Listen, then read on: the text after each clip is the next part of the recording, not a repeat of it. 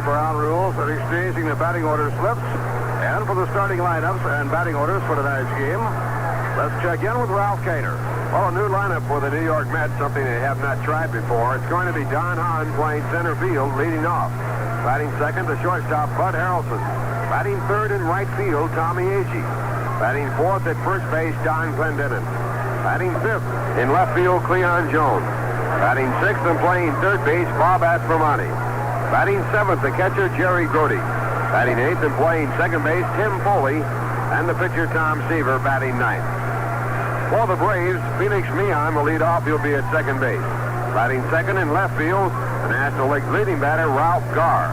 Batting third in right field, Hank Aaron. Batting fourth and playing first base, Orlando Cepeda. Batting fifth and playing third base, Clete Boyer. Batting sixth in center field, Sonny Jackson. Batting seventh and catching, Bob Didier. Batting eighth and playing shortstop, Marty Perez. And the pitcher, George Stone, batting ninth. It's the first meeting between the Mets and the Atlanta Braves, and Tom Seaver, who at one time, for a short period of time, the property of the Atlanta Braves, will be working against the team that at one time owned him. And now, Chief Nakahoma making his run out toward the pitcher's mound, and he'll be going to the teepee located out in left field. Chief Nakahoma, with a new innovation here, he has two torches that he uses now in his little dance at the pitcher's mound, now breaking away and going out to left field.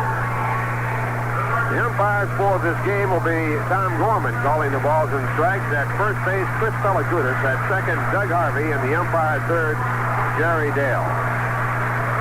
Mets with a record of 21 wins, 11 losses. They have a two-game lead over the Pittsburgh Pirates in the Eastern Division of the National League. The Atlanta Braves with a record of 17 wins and 18 losses. They are 9 games back of the leading San Francisco Giants in the Western Division. Right here, it's Tom Seaver against George Stone, and stepping up to the batter's box, the leadoff batter for the New York Mets, and here for the play-by-play, Lindsey Nelson. Thank you very much, Ralph Cannon. Hello, everybody. It's right-hand batting center fielder Don Hahn, who has a 5-game hitting streak. He has an average of .250 and 1 run batted in. Facing left-hand pitcher George Stone, who has won none and lost 2. This is the first meeting of the season between the Mets and the Atlanta Braves. Here's the pitch, and it's in there for a called strike. Tom Gorman is the umpire behind the plate.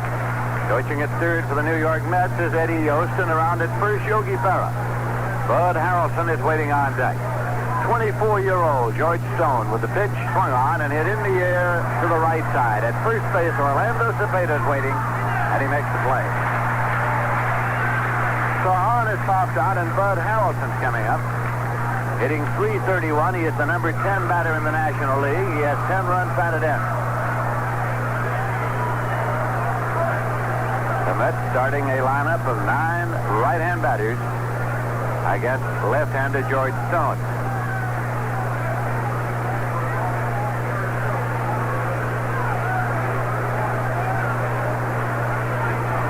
Stone now with the pitch to Harrelson, and it's high for a ball. Ken Boswell, who is away on weekend military reserve duty in Texas, has rejoined the Mets.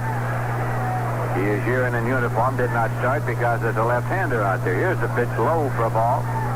2-0 now to Harrelson. Tommy Agee has moved up on deck.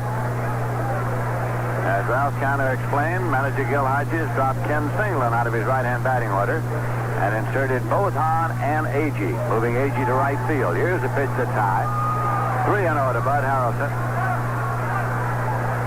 1969, the Atlanta Braves were champions of the West. The New York Mets were champions of the East, and they met in the National League Championship Series. There's a pitch in for a called strike. It's 3-1. The Championship Series that year opened right here in Atlanta. The Mets took 2 years, then went home to New York and clinched in 3 straight. Swing and a miss. It's 3-2 now to Bud Harrelson.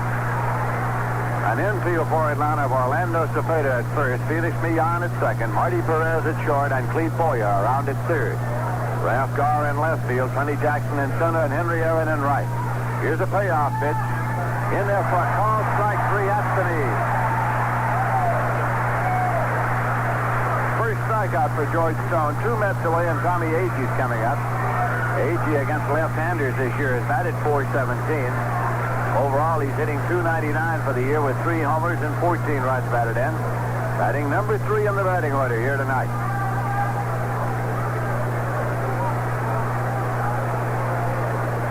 Stone's pitch is high for a ball. Mets came into Atlanta last night following completion of their game yesterday afternoon in Pittsburgh. There's a swing and a miss. It's 1-1. Chris Pellicudis is the umpire at first. Doug Harvey is at second, and Jerry Dale, a rookie, is on at third. This is a 1-1 pitch. Swung on and foul back. It's out of play. 1-2.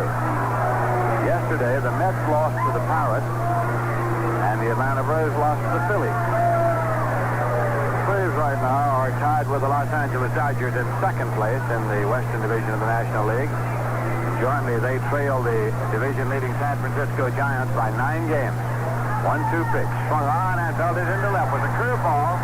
Agee waited and drilled it into left. Garza playing it back. Agee turns and holds with a single. That'll bring up Don Clendenon. Hitting .274. He has 3 homers and 6 runs batted in. Swung on and it's deep to center. Way back. It's out of here. A home run. Way up. A 2-run homer for Don Clendenon. It is his 4th of the year. 8 runs batted in with these 2. Here comes Agee across the plate, and Clendenon comes around. That ball was to straightaway center and about halfway up into the seats out there. Against lefties, he had gone 3 for 23 and had not batted in a run against the left-hander this year. His other home runs were against Doc Ellis, Chuck Taylor, and Chris Zachary. So now the Mets have taken an early 2-0 lead here at Atlanta Stadium, and Cleon Jones is up.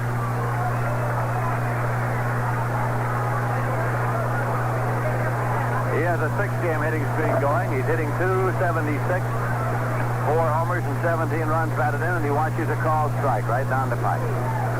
Bob Aspromonte has moved up on deck. The Mets 2 and the Braves nothing. 2 men out and nobody on base. George Stone pitched to Jones, and Cleon is hit by a pitch ball. Hit him in the back, so he's uninjured. As he turned, he took it in the back, and now he's heading on down to first base. And Aspromonte's coming up.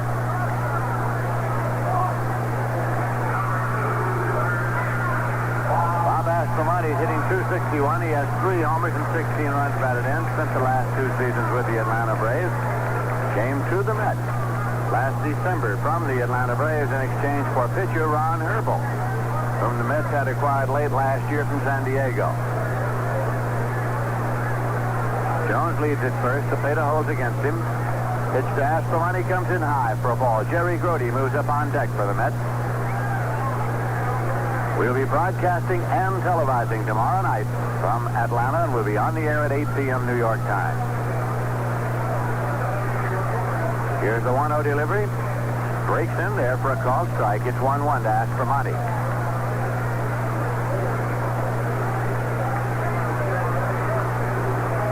Tom Kelly, right-hander, is up and throwing in the bullpen for the Braves. Right-hander Tom Kelly throwing here in the first inning.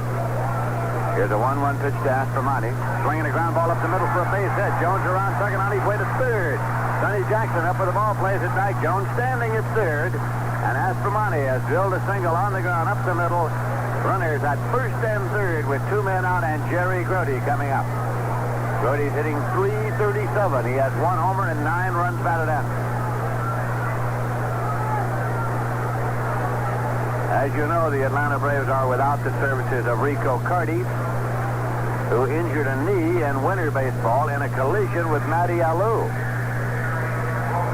So Carty, who led the National League in batting last year, has been lost to them during these early months.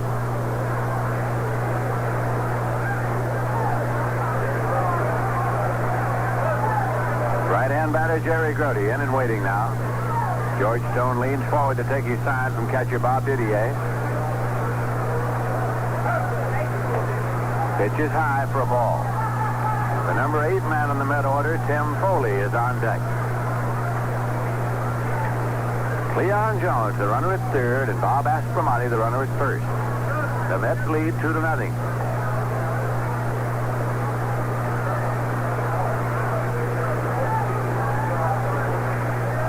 Delivery.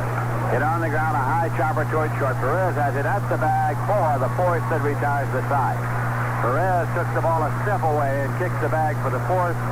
So the side is retired as the New York Mets pick up 2 runs on 3 hits, no errors, and 2 men left. And in the middle of the first inning, the score is the Mets 2 and the Braves coming to bat. Tom Seaver is the Mets pitcher tonight. He has a record of 5 wins and 2 losses. He leads the National League in strikeouts with 72 in 63 and 1/3 innings. And Seaver's lifetime record against these Atlanta Braves is 11 wins and 4 losses. But last year against them, he won 1 and he lost 2. Tom Seaver, who was originally signed by the Atlanta Braves, then the Commissioner of Baseball voided the signature, and the New York Mets drew him out of a hat. A lucky, lucky day for the New York Mets. So it'll be Felix Millan coming up to lead off for the Braves with a .371 batting average. He has 1 home run and 11 runs batted in. Seaver lost his last start to the Houston Astros 5-4. His 2 losses this year both have been to the Houston Astros. So here's Seaver's first pitch of the evening, and it is low for a ball. Millan shortened up in taking the pitch. Jim Busby is the coach down at first base, and Eddie Matthews is on the line at first. Here's a swing and a foul ball backing out of play. Ralph Garr is up on deck. It's been an early season sensation. The Mets lead 2-0 with the Braves batting in the bottom of the first inning. Here's Seaver's 1-1 offering to Millan, and it's swung on and hits one hop to second, taken by Foley. He goes to Clendenon. Millan is out. He's just jogged down the line. So there's 1 away, and here comes Ralph Garr, who has a batting average of an even .400. He has hit safely in 18 of his last 20 ball games. He has speed to burn. He has 20 infield hits and bunts this year. Left-hand batter, he is not eligible for Rookie of the Year honors. Now, the pitch swung on, hit on the ground deep short. Now, it's taken by Harrelson. The long throw is high, and he's safe at first base. Now, Harrelson knew that he'd have to hurry the throw. And he did hurry it, and it sailed a little high on him, so Clendenon had to go up off the bag. And when he did, Garr crossed the bag. It scored as a base hit. So Ralph Garr is on at first. Mike Aaron is coming up now. He's getting an ovation. Aaron is hitting .270, but he has 12 homers and 30 runs batted in. Started the year with a lifetime batting average of .311.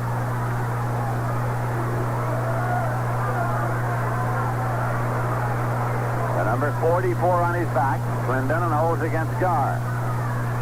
Here's a swing and a miss. It's strike 1.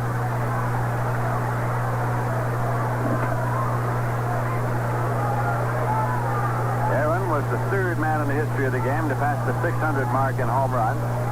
Babe Ruth and Willie Mays, the other 2. Here's a swing and a ground ball to 3rd. Charged by Aspromonte. He goes to 1st in time. Garr moves to 2nd. Aaron just topped that ball down toward 3rd. He's thrown out by Aspromonte. Garr moved on to 2nd, and Cepeda's coming up.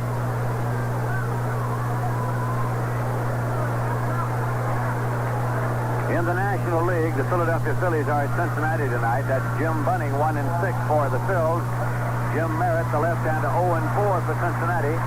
At Pittsburgh, the Montreal Expos got 4 runs in the top half of the first off Luke Walker, who's won 1 and lost 4 for the Pirates this year. Carl Morton's pitching for Montreal. He's 3-5. Bob Bailey hit a 3-run homer, his first of the year, in the first inning at Three Rivers Stadium. The pitch to Cepeda, and it's in there for a called strike. Cepeda's hitting .298 for the year, 10 homers and 24 runs batted in. San Diego is at Houston later tonight. Dave Roberts 3-3 for the Padres. Don Wilson 3-2 going tonight for Houston. Ralph Garr's batting average now is up to .404 as he takes his lead off the bag at 2nd. 2 men out. Seaver's pitch to Cepeda. Hit on the ground to short. Bud Harrelson has it now. Crossed the first in time, and the side is out. So it's no runs a hit, no errors, and one left. And at the end of an inning, the score is the Mets 2 and the Atlanta Braves nothing. Well, you can ask any Mets fan, and he'll tell you, quite frankly, there's no place in the world like Mets country. And whether or not you've ever been to beautiful Shea, you can believe it once you see the Mets' latest color film entitled, This is Mets Country. Take my word for it, this 16-millimeter sound production, which captures many of the highlights of the 1970 season, is a highly entertaining movie which every baseball fan should see. And the Mets make it available at no cost to schools and clubs and organizations within the metropolitan area. So to obtain a print, you merely address your request on official school or club stationery to Mets Film Department, Shea Stadium, Flushing, New York, zip code 11368. The address again, Mets Film Department, Shea Stadium, Flushing, New York, zip code 11368. And because of the very heavy demand, please include a secondary date as well. As we go now to the second inning, we pause for station identification. WIZR FM 104.9, Johnstown, New York.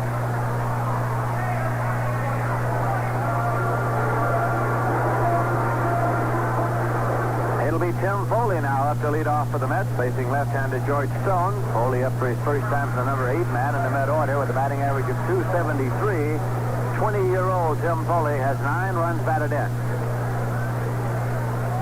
Mets got their 2 runs in the first inning on a 2-run homer by Don Clendenis. Agee had singled and was on board at the time. Here's the pitch to Tim Foley.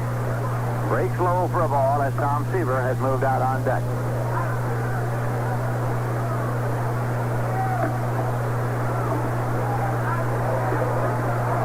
Here's a swing and a high-pop foul coming back. Didier comes back toward the screen. He's in the track, and Didier makes the catch. Foley has fouled out to the catcher. People who care don't litter, and the people of Rheingold care. They ask you to keep America beautiful. Tom Seaver's coming up. At the plate this year, Seaver is 3 for 20. He has 1 double. He's batted in 1 run, an average of 150.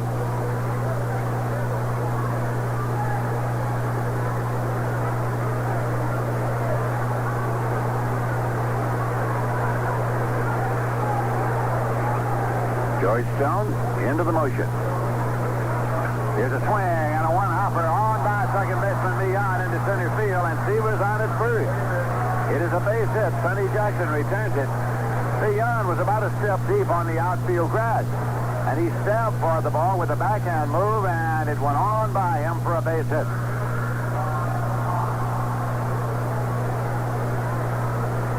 So Don Hahn is the batter now. He bats right. And up one time, and he popped out to first base. Kelly gets up to throw again in the bullpen for the Atlanta Braves.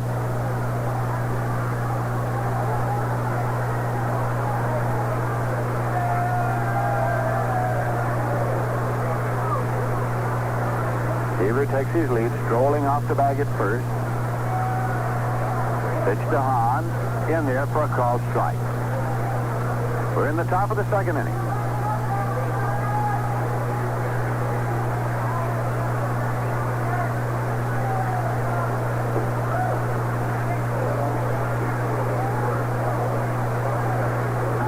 Pitch is low for a ball. We're in Georgia, of course, the peach state, and Ralph, I'll tell you, this is a box of strawberries that somebody just brought into us here. They're biggest peaches, aren't they? They're beautiful looking things. To be a 1-1 delivery. Then for a call strike at 1 and 2. Our engineer, Jerry Brooks, has already been through a half a box. I tell you, it must be a custom, really, of the country, because the home radio booth looks like a produce store. You come in, and there are all sorts of farm products on hand that people have brought in. Here's a 1-2 pitch. Swung on and missed, and it's a strikeout for Stone, his second of the night as he got Hahn swinging.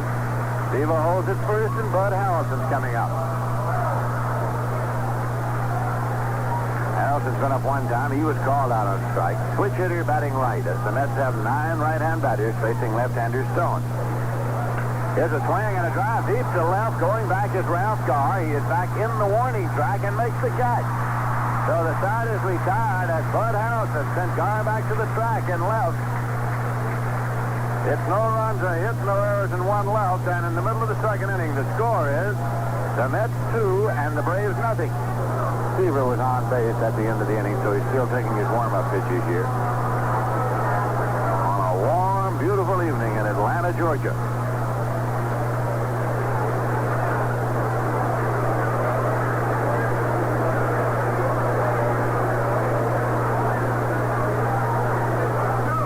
Boyer now moves into the batter's box.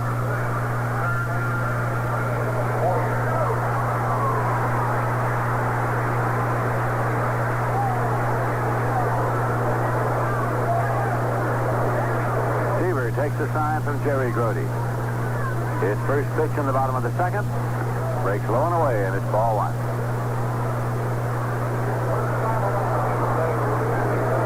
Eddie Matthews with the number 41 on his back. The coach at first this year for the Atlanta Braves. Here's a pitch that's low. Seaver goes behind 2-0. Matthews came to the Braves when they were the Boston Braves. Strangely enough, he came from the Atlanta Crackers. Swung on and it's deep to left, way back. Could be. Jones is leaping up and can't get it. It's a home run. Jones made a leap. It sailed over his glove and over the low wire fence for a home run for Boyer, his 3rd of the year.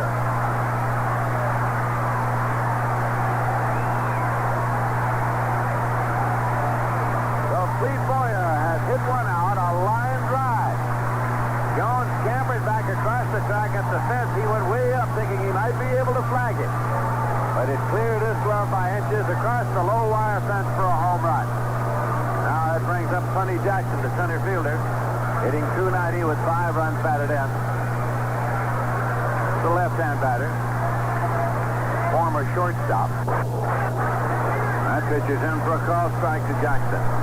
Didier has moved out on deck. It is the Mets 2 now and the Braves 1. Seaver's pitch is low and inside. It's 1-1.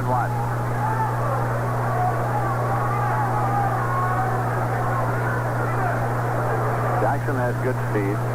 Astromonti's on the edge of the grass at third. 1-1 pitch swung on, tipped back into the glove of Grote. It's 1-2 to Sonny Jackson.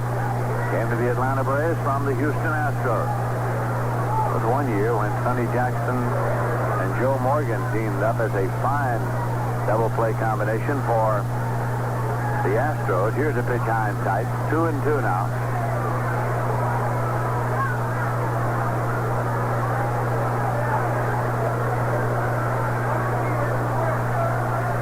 And the 2-2 delivery. Swung on and missed. Struck him out. That is Seaver's first strikeout of the night. 1 away. Bob Didier is coming up. Left-hand batting catcher is hitting .250 with 2 runs batted in. Al King was doing most of the catching early in the season. He's been in 24 games. King has. Didier's now been in 16. King's batting average fell off to 164, which accounts for his presence now on the bench. Pitch is low for a ball. Bob Tillman had been on the catching corps of the Braves in other years, but he was traded away during the offseason. Now the 1-0 delivery. Swung on and fouled off. 1-1. Marty Perez, the shortstop, who came to Atlanta from the California Angels, is on deck now.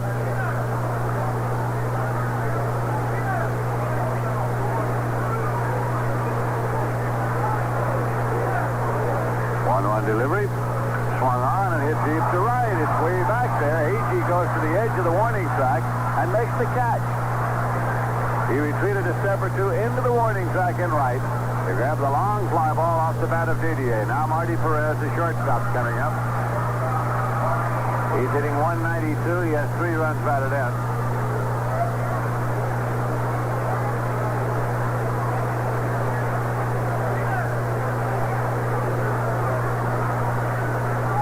Braves have a team batting average of .259. New York Mets have a team batting average of .274. Here's a base hit into left field, a line drive. Ball Perez picked up by Jones and played back. So Perez is out at first with 2 men out, and the pitcher, George Stone, comes out of the dugout. Stone is 3 for 14 at the plate, which gives him an average of .214.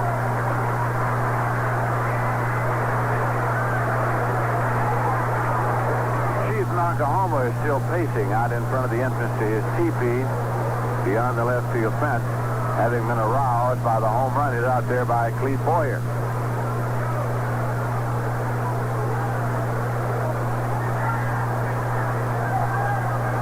Seaver works off the stretch now as Perez takes his lead. Here's a swing and a foul ball back off the screen. It's strike one.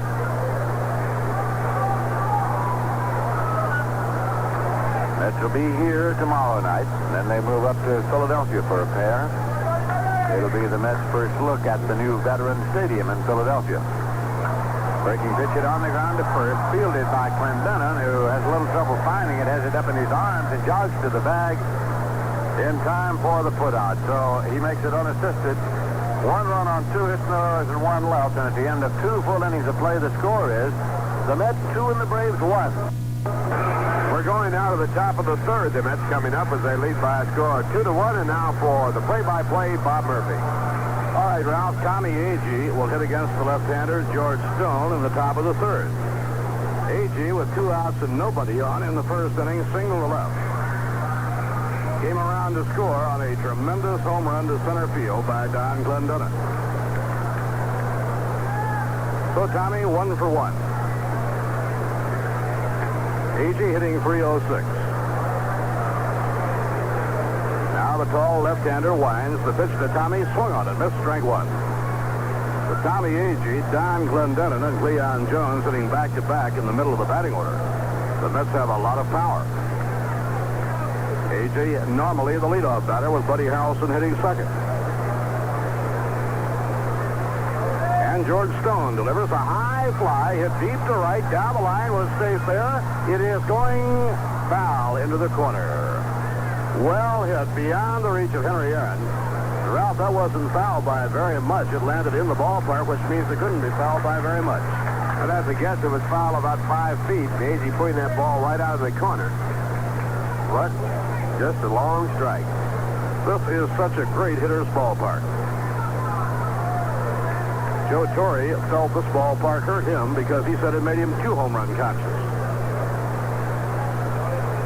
Now the windup. Here's the pitch on the way. Swing and a miss and a curve. Strike 3. Third strikeout for George Stone. And it brings up Don Clendenon. Clendenon hit a home run to straightaway center field. The ball clearing the high wall and landing against the green batter's eye.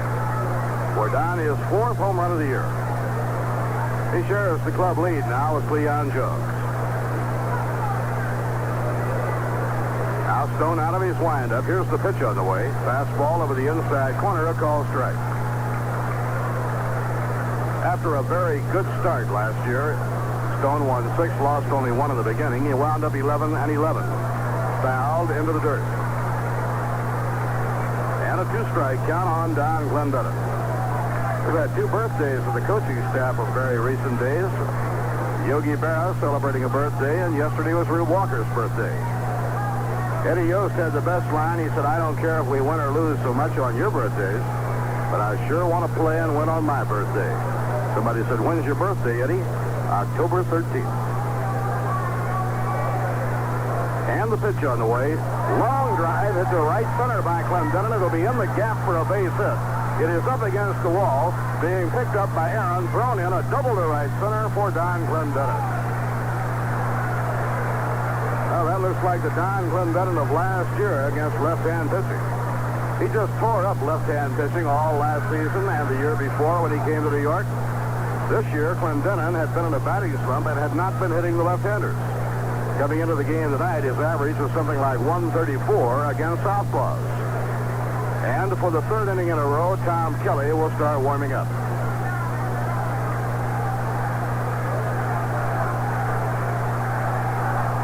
Well, the Mets have a number of fans to the stadium here in Atlanta tonight. A lot of New York area youngsters go to college down in the Atlanta area. Pitch to Cleon. Outside, ball one. And they have a lot of college groups in the crowd for tonight's opening game of the series. Cleon was hit by a pitch ball his first time up. The pitch by George Stone, curve hit on the ground, foul, right straight back. 1 ball, 1 strike to Cleon Jones. Cleon batting .276, 4 home runs, 17 runs batted in.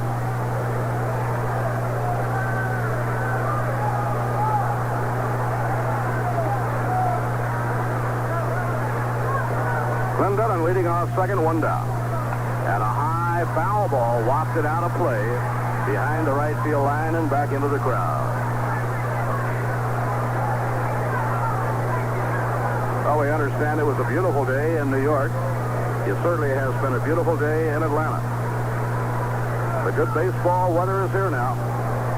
The Mets are home to play the Braves Friday night. Saturday afternoon, Tom Seaver's turn to pitch, and then again on Sunday.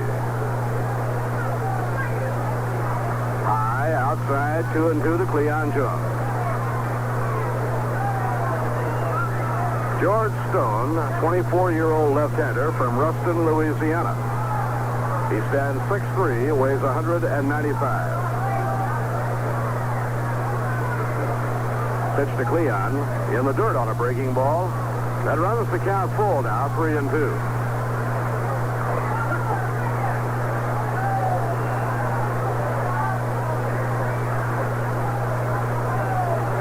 To Cleon Jones. Bob Aspromonte on deck, then Jerry Grote. The Mets leading 2-1. We're in the third. Now the left-hander makes the 1-second stop. Here's the pitch. Inside, ball 4. The Mets have 2 men on. Cleon goes down to first on the walk. Bob Aspromonte laced one into center field for a solid single his first time up. Bob now is hitting .268. Last year, he came to bat only 127 times all year with Atlanta. He now has been to bat 112 times with the Mets this year. Already has doubled his RBI output of all last year. And a high fly hit to right field. Henry Aaron, jogging toward the line, is under it, and he makes the catch. Clendenon will hold up after the throw is made. Aaron whipping the ball into second, and Clendenon had to hurry to get back to the bag. So there are 2 on and 2 out, and Jerry Grote will be hitting. Jerry bounced into a force play to retire the side in the first inning. Grote hitting .333. Jerry has 1 home run, 9 RBIs.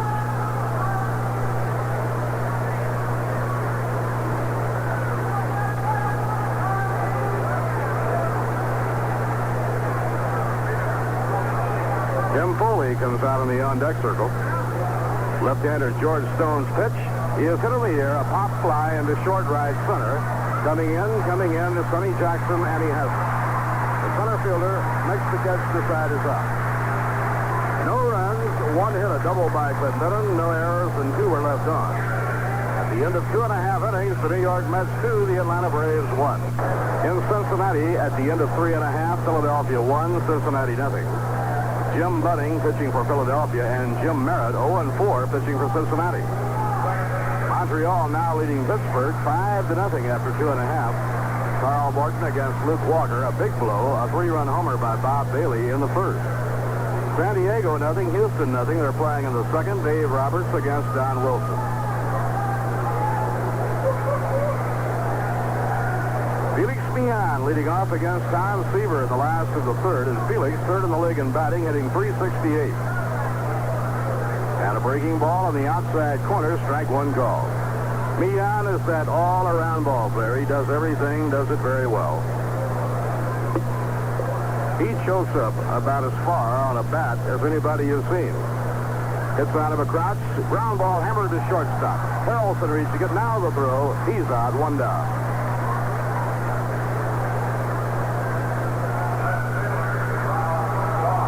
And that brings up Ralph Garr. the speedster from Grambling College that has been setting the league on fire. He beat out an infield hit to short his first time up. He now has 59 hits this year, and 21 of the 59 have been infield hits. His batting average as he steps in to face Seaver is .404. Ralph Garr, 5'10", 185 pounds. Left-hand hitter, straddles the plate. And a run-up way out of the strike zone by John Seaver. Many times the pitcher will do that to a hitter just to confuse him and get him to thinking. Next pitch by Seaver, he goes to a fastball inside and low. Ralph, I remember a great home run hitter, Rocky Colavito. Almost every time he came up with the first pitch, they throw in the dirt. He used to chase a lot of pitches down the dirt, and they'd try to make him go for it. Swing and a miss, and a fastball about a foot over his head. This fellow is an anxious hitter, isn't he? He evidently likes to hit because he's got enough of them. That ball was way up over his head. He had a hard swing in it, trying to hit it out of the ballpark. This fellow twice led the International League in hitting. He's led 4 leagues in stolen bases. Now the pitch. A changeup hit on the ground to third. Up with an F for Monty. Throw to first. He's out, 2 men down. He waited on that changeup very well. One thing about any hitter, a left-hand hitter who hits the ball on the left side of the infield a great deal, one thing it tells you is that he knows how to wait on a ball. And that he's probably a pretty good breaking ball hitter. 2 outs, nobody on. The hitter is Henry Aaron. Henry has 12 homers and 30 runs batted in. Low and outside, ball 1.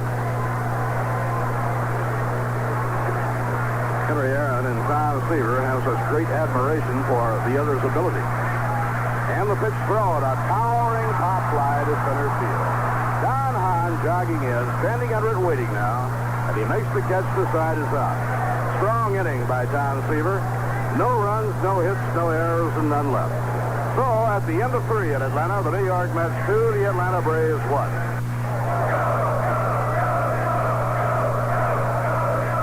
This is Pee Wee Reese, fans. When you want a champion house paint, get the Big League brand. Go DeVoe. DeVoe has a new lineup of exterior colors for the 70s style Bacelanese. This spring, brush on the best with new DeVoe acrylic one-coat house paint. This is the go-on-easy paint that dries quickly and doesn't leave brush marks. Remember now, you'll be safe at home when you talk to the team manager in the house painting game. Your DeVoe dealer. Tell him Pee Wee sent you. The New York Mets will have Tim Foley batting 8th in the order, hitting against George Stone as we move along to the 4th inning. Jim McAndrew faces Atlanta tomorrow night. Mac pitched very well against the Braves last season, beating them twice without a setback. Which means that Jerry Koosman will open against the Phillies, to be followed by Gary Gentry. Swing and a foul tip. The ball bounces out of the middle, Bob PDA, and the count is strike 1 to Tim Foley. Tim hitting .268. Ken Boswell rejoined the ball club today after military reserve duty in Texas over the weekend. Boswell's last game before departing for the military, he had 4 hits. And a well-hit fly ball to center field is playable. Back goes Sonny Jackson, and he makes the catch in deep left center. 1 down, we pause for station identification. This is the New York Mets Baseball Network.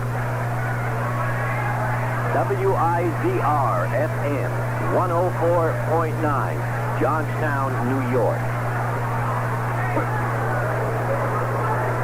Bob Murphy with Ralph Kiner and Lindsey Nelson. It's the visiting 4th inning in Atlanta, and the hitter is Tom Seaver. Swing and a miss, strike 1 at a fastball. Tom got a base hit to right center his first time up, his 4th hit of the year. Tom, a right-hand batter. Outside, 1 ball, 1 strike. Seaver is that gifted all-around natural athlete. Does a better than average job of hitting as a pitcher. Runs very well. And a breaking ball at the knees for a called strike. Probably in a foot race among the 10 Mets pitchers, I would guess that the race would boil down to McGraw and Seaver.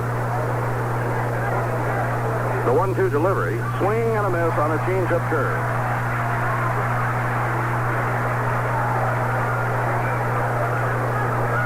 outs and nobody on. Now leadoff batter Don Hahn coming up. Don has popped up and been struck out, nothing for 2. And George Stone, the tall left-hander, seems to be settling down and getting better now as the game moves along.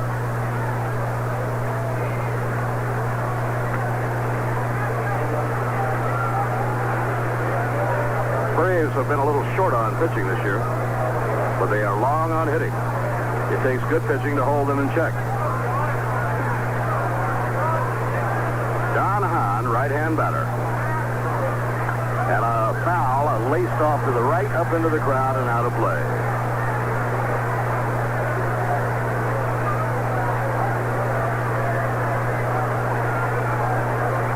Don Hahn batting at .233. With the Mets coming into this series and facing left-hand pitching, and with Ken Singleton still fighting a batting slump, Gil Hodges decided to pair Agee in right and Hahn in center. 1 ball, 1 strike. Don Hahn is a polished performer in center field, although just 22 years old. So Gil spoke with Agee before the game and says, "How do you feel about moving over to right for tonight?" He said, "Fine, Skipper." Taken low, 2-1. Agee said, "I'm not concerned about where I play. The thing I'm concerned about is the team winning."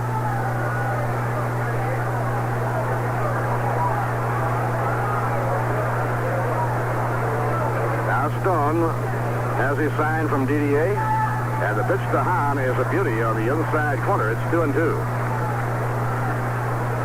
Tom Gorman umpiring behind the plate with Chris Belacutis, Doug Harvey, and Jerry Dale on the bases.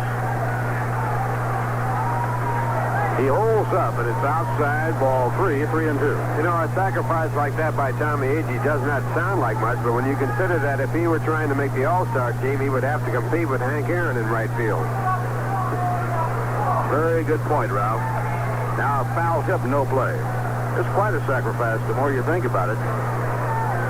And I think it shows the kind of manager that Gil is, too, when he would go to him before the game and say, "Look," explain the situation to him. You know, Singleton is not hitting right now. He hasn't been hitting left-hand pitching, and we're working with him. I'd like for you to move over to right field. And he said, "Fine." But Tommy is known all over baseball, of course, as an outstanding center fielder. Low and outside, it's ball 4. Hahn draws a walk.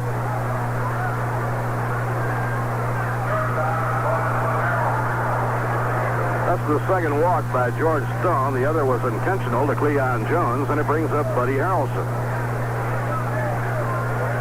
Bud has taken a call, third strike, and fly deep to left field. Just a little bit more, and Bud would have had a home run on that last one. Bud in the top 10 in batting in the National League, hitting .325. And a fly ball hit there to left field toward the line, running quickly as Gar, and he grabs it to the out.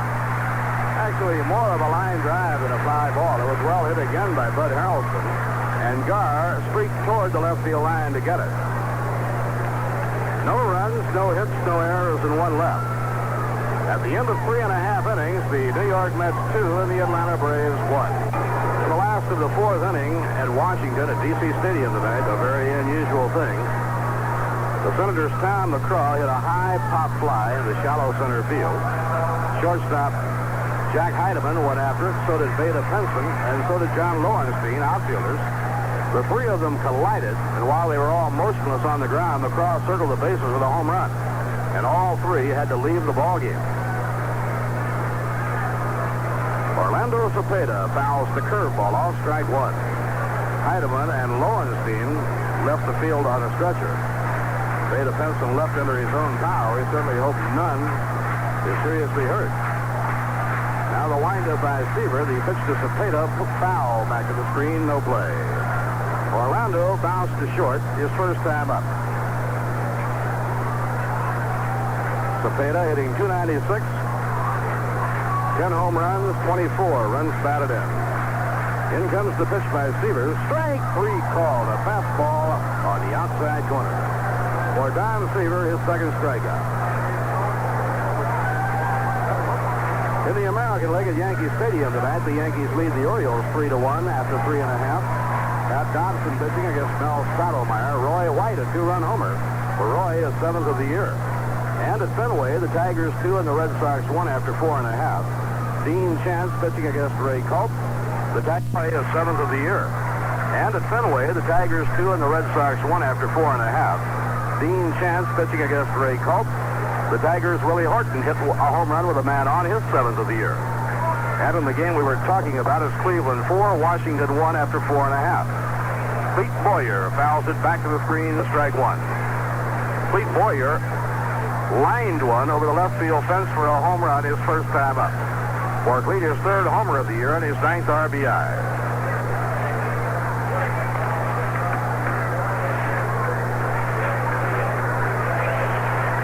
Tom Seaver reading his information now from Jerry Grody. The infield and the outfield just about straight away against veteran right-hand hitter Clete Boyer. Around comes the arm. Curve outside and low. 1 ball, 1 strike. At Cincinnati, Johnny Bench has hit his 13th home run of the year. That ties him with Willie Stargell for the lead in the majors. And on the outside corner, a call strike to Clete Boyer.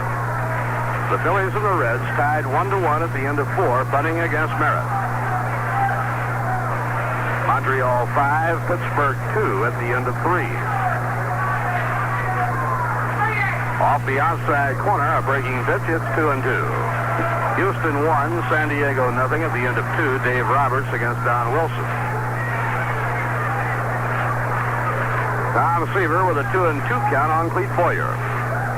Swing and a foul tip held on to by Jerry Grody.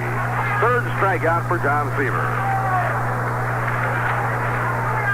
2 outs and nobody on. Now the center fielder, Sonny Jackson, comes up. Well, the Braves naturally are so excited about the hitting of Ralph Garth, who is filling in for Rico Carty. They talk about the day when Carty returns to action. They say then they'll move Sonny Jackson back to shortstop, his natural position. In comes the pitch to Sonny Jackson. Foul ball off the end of the bat back over the screen. Now here's a lesson from White Owl on how to light a cigar. Always hold the match about 3/4 of an inch away from the cigar and draw the flame to the cigar end.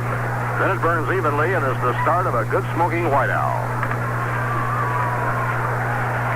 Changeup misses outside. 1 ball, 1 strike. Seaver appears to be throwing more breaking balls in the early part of the game tonight than he usually does. The 1-1 pitch. Popped up. He popped the fastball up. Bob Aspromonte in fair territory on the rim of the outfield grass makes the catch. Another strong inning for Tom Seaver. Tom now has settled down and retired 7 in a row. No runs, no hits, no errors, and none left. At the end of 4, the New York Mets 2, the Atlanta Braves 1. Tommy Agee, batting 3rd in the order tonight, will be hitting against George Stone in the top of the 5th inning. Over the last 3 innings, Stone, who had a shaky first inning, has settled down, allowed no runs, and only 2 base hits. Tommy Agee singled in the first and came home on Clendonen's long home run to center field. Pitch by Stone, a check swing, no, he went through, strike 1. Agee tried to hold up in time, but he was too far around.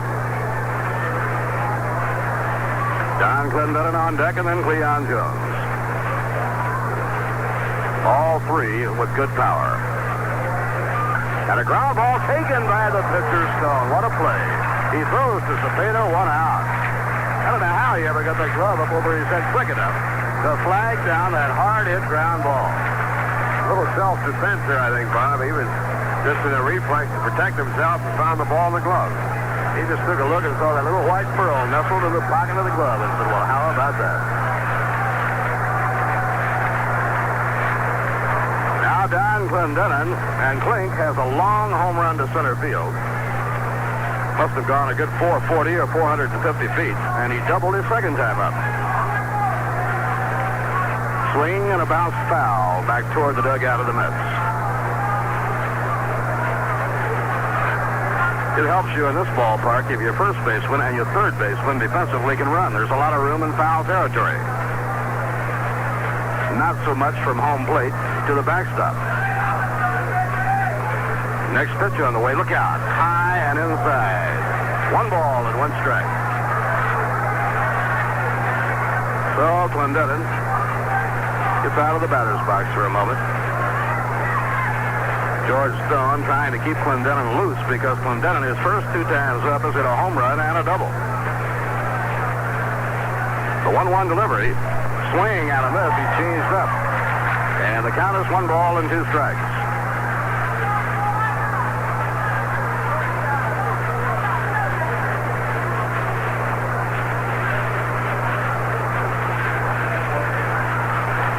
The 1-2 delivery. Foul back into the screen.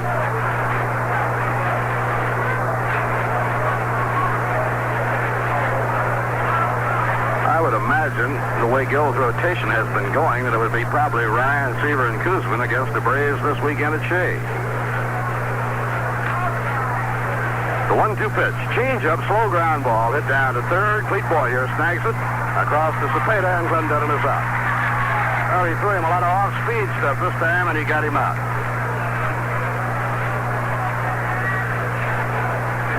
Two outs and nobody on.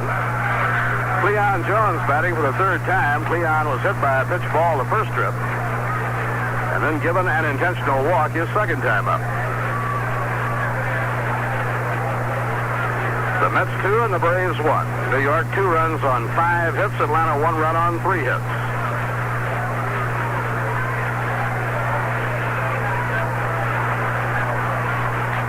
Low, outside, ball 1. We have shirt sleeve weather in Atlanta tonight for the opening game of this 2-game series. The 1-0 pitch to Cleon. Call a strike on the outside corner. 1 ball, 1 strike.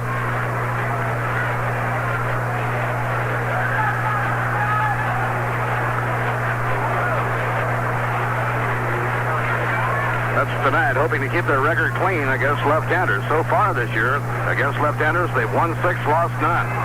Fly ball hit to center field fairly deep. Jackson, who plays the deep center, goes to the edge of the warning track and takes it for the out. No runs, no hits, no errors, and none left. So we've come halfway at the end of 4.5 innings. The New York Mets 2 and the Atlanta Braves 1. The Atlanta Braves have the bottom third of the order hitting against Tom Seaver as we move now to the last half of the 5th inning. Mets have played just about equally well at Shea Stadium and on the road this season.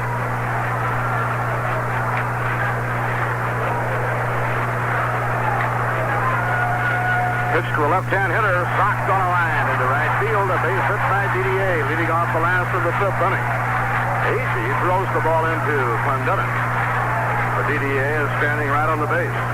So DDA, who flied to deep right his first time up, hits the first pitch into right for a base hit. For the Atlanta Braves, their 4th hit. And now they have a serious threat with the leadoff man on base. Marty Perez is the batter, and with the pitcher due up next, let's see if Lumen has him swing away. Lumen Harris, manager of the Atlanta Braves. Tom Seaver off the stretch. Here's the pitch on the way. He bunts it. Down the first base line, taken by Clendenin. The play is to first in time, Foley covering.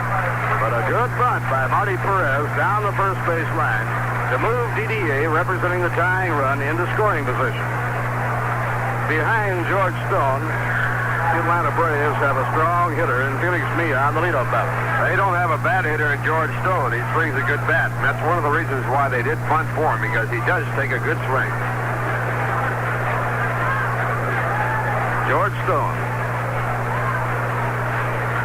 First time up, he pulled the ball on Tom Seaver and hit a ground ball down to Don Clendenin. That's 2 and the Braves 1. DDA on second, 1 out. And the pitch by Seaver way outside, almost a wild pitch. Jordy straightening up quickly, lunging to his glove side to get it. Felix Millan kneeling on deck. Now Tom checks the runner at second. And the pitch on the way, fouled back toward the Mets dugout. And the count is 1 ball and 1 strike. Well, there's proof he's a pretty good hitter. He was hitting that 1-0 pitch, and he went after it with a pretty good rip. He swings well.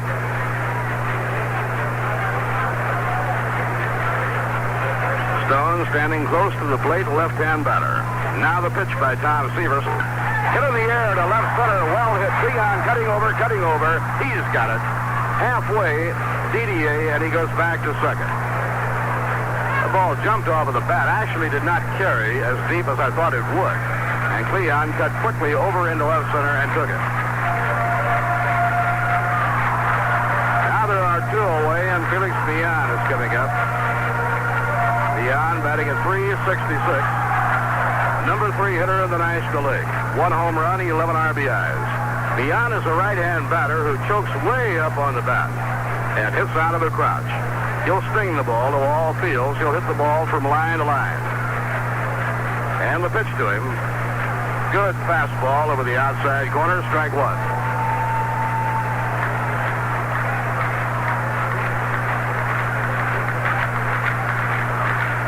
Now Tom reading his information from battery mate Jerry Grote.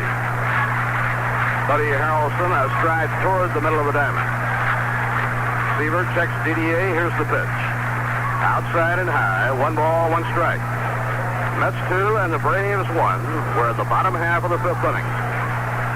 And again, the Mets are involved in one of those tough ones. They have had so many one-run ball games. The 1-1 pitch. Hit in the air to right field. It's playable. Tommy Agee moving a little bit toward the line. Makes the catch. The side is out. And again, Tom Seaver, as he so many times does, gets the big out. No runs, 1 hit, no errors, and 1 left on. At the end of 5 here in Atlanta, the New York Mets 2, the Atlanta Braves 1. First game of a 2-game series. Mets will be back at Shea Friday night playing Atlanta. So we have a good one unfolding here in Atlanta. And as we go to the 6th inning, all set to follow the action for you, Ralph Kiner. Thank you, Bob Murphy, and hi, everyone. And the first batter for the Mets, Bob Aspermani, 1 for 2 to lead off for New York here against George Stone. Mets have 2 runs on 5 hits. The Atlanta Braves have 1 run and 4 hits off Tom Seaver. The first pitch is curveball down low. It's ball 1. Stone throws a good fastball and takes a lot off his curveball. Aspermani, right-hand batter, and he fouls the next pitch, a fastball into the stands on the right field side. Aspermani's batting .265. On this road trip, he's had 4 hits in 14 times up, and he has hit in 8 of his last 10 ball games. Pitch to Astro is hit in the air to shallow center. Going back is Millan, coming in is Jackson, and Jackson gets to it and makes the play. 1 away in the top of the 6th inning. That brings up Jerry Grote. Jerry, after being on a tremendous hot streak, has hit a snag. In his last 13 times up, he's had only 2 hits. And his average still, though, up there, he's at .330. Jerry has hit in 10 of his last 12 ball games. Right-hand batter. In this ball game, he is 0 for 2. And George Stone, a left-hander with the first pitch. It's hit hard into the second baseman's hands. A 1-hopper to Millan. He makes the play to first base in time for the out.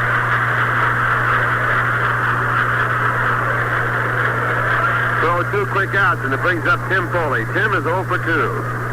Foley batting .263. The Mets are using an all right-hand hitting lineup against the left-hander. Ken Boswell, who is away for the weekend on military duty, is back.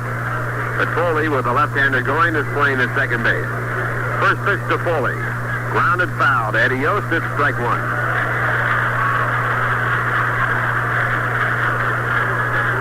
Mets leading 2-1 with 2 men out in the top of the 6th inning.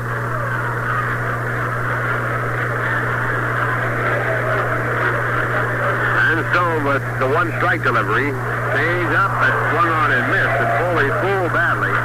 Ball down in the dirt, getting away from DDA, and the count is strike 2.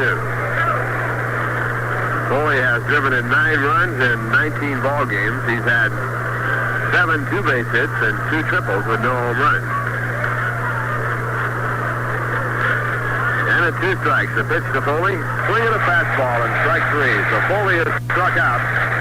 That is the 5th strikeout for George Stone and a 1-2-3 inning. He now has retired his last 7 batters. And the score in the middle of the 6th inning. The New York Mets 2, the Atlanta Braves 1. We're going to the bottom of the 6th inning, and a tough inning coming up for Tom Seaver. First 3 batters will be Ralph Carr, who leads the National League in hitting. Hank Aaron, one of the great hitters of all time. And Orlando Cepeda, who also is no slouch. Mets leading by a score of 2-1. Ralph Garr, a left-hand batter with great speed, has 1 hit and 2 times up, an infield hit to short. Garr hitting at .401. And Seaver checking out the signs. Mets shorten up their infield. Here's the first pitch. It is bunted on and missed, strike one. Garr has 21 infield hits out of a total of 59 base hits this year. WIZR-FM 104.9, Johnstown, New York. Continuing at the current pace, Garr would hit 259 hits for the season. The record is 257 by George Sisler, set back in 1920. Now at 1-1, the pitch to Garr. It is swung on and missed. A hard swing at a high fastball. The count at 1 ball and 2 strikes. Ralph, he's so aggressive as a hitter. They say a number of times this year when he's swung at a high hard one like that, he comes right up under his helmet. He takes a hard swing at that high fastball. He is not a Matty Lou type hitter. Here's the 1-2 pitch. Hit hard to the second baseman. Foley, a backhand play to throw to first base in time for the out. Ball well hit, but Garr out, and a good play by Tim Foley. We pause for station identification. This is the New York Mets Baseball Network. WIZR-FM 104.9, Johnstown, New York. Ralph Garner, along with Bob Murphy and Lindsey Nelson from Atlanta, Georgia. The Mets leading 2-1, 1 man out in the bottom of the 6th, and the batter is Hank Aaron. And Tom Seaver's first pitch. It is outside a ball. Hank Aaron has grounded out to third and flied out to center field in this ball game. Average at .265 for the year. He has 12 home runs and 30 RBIs. Curveball that's outside, it's ball 2.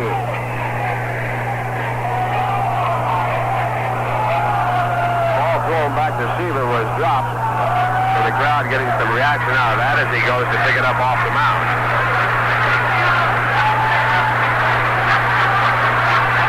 2 ball, no strike count. And Seaver's next delivery, it is fouled back against the screen. Hank Aaron at the start of the season had been up 9,952 times, averaging 6.8 home runs per 16.8 home runs. There's a pitch back over the outside corner, ball strike 2. 1 home run every 16.8 times to the plate. Babe Ruth hit 1 home run every 11.8 times to the plate. That's the all-time high. 2 balls, 2 strikes. And the next pitch, it is just outside, ball 3. Babe Ruth averaged 32.1 home runs per season. Hank Aaron has averaged 34.1 home runs per season. Willie Mays has averaged 33.1 home runs per season. Now the 3-2 pitch. It is low and outside, ball 4, and Seaver has walked his first batter. That puts the tying run at first, and Orlando Cepeda at the plate. Cepeda is 0 for 2. Say Plymouth is happy to again be chosen as the Mets official car.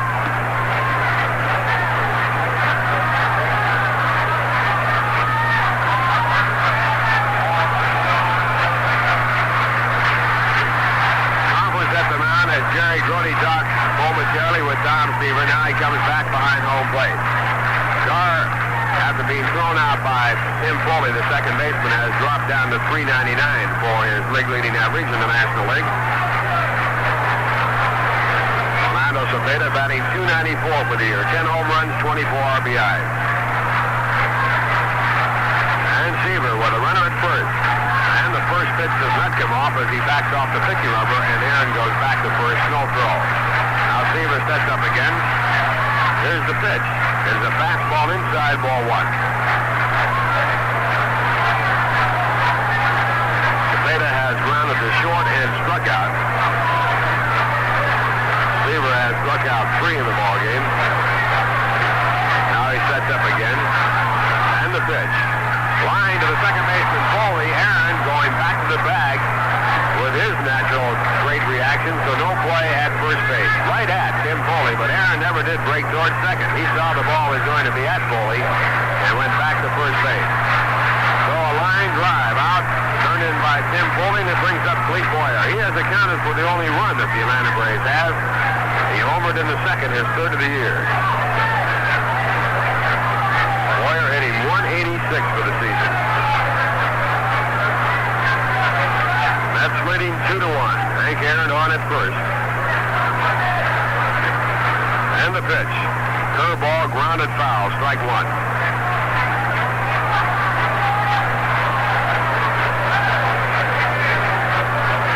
Mets have 2 runs on 5 hits. They got 2 runs in the first inning when they picked up 3 base hits. Atlanta got their 1 run in the second on the home run by Boyer.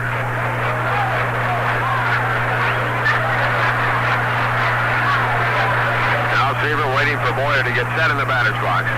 Aaron with fairly good lead at first. Seaver checks him, and the pitch.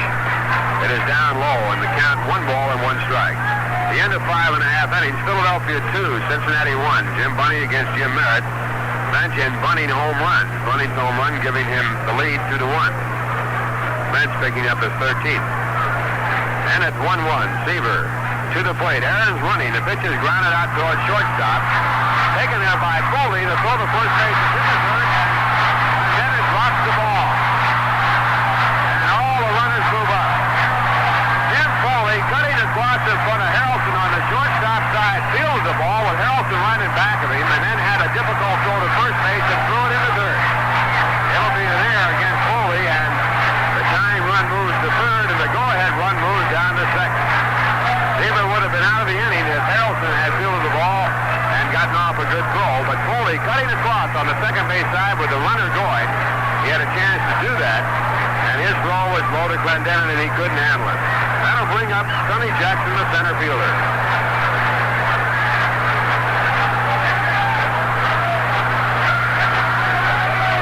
Jackson is 0 for 2, and once again, Grote talking with Seaver at the mound. Jackson is a left-hand batter. Bob Didier behind him is also a left-hand batter.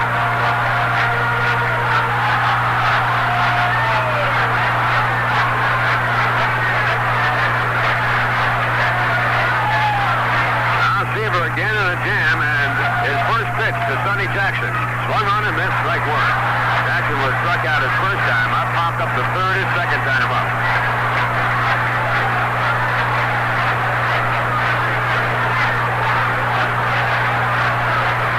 Jackson, normally a shortstop, playing in center field. He's hitting left-handed. There's a fly ball to shallow right field. Tommy Agee with an easy chance. He gets under the ball and makes the catch, and the side is retired, no harm done. No runs, no hits, 1 error. A walk and 2 men left on, and the score at the end of 6, New York Mets 2, the Atlanta Braves 1. We're going now to the top of the 7th inning. Mets leading by a score of 2-1, and the pitcher's duel between George Stone, a left-hander for the Atlanta Braves, and Tom Seaver, the Mets ace right-hander. First batter for the Mets here in the 7th inning will be Tom Seaver. Tom has a base hit and 2 times up. He has singled, and he has struck out. Mets have 2 runs, 5 hits. The Atlanta Braves 1 run and 4 hits. So here in the 7th, Tom Seaver, the leadoff, followed by Don Hahn, and then Bud Harrelson. Seaver batting 182 for the year. He's had 4 hits and 22 times up for the season. And George Stone taking the signs from his catcher, DDA, in the first pitch. Slow curveball. It is swung on and missed. Strike one. Stone has struck out 5 batters in the ballgame. He has walked 2. So the Mets have had 7 base runners. The Braves have had 5 in the game. And the pitch back low, and it's 1 ball and 1 strike.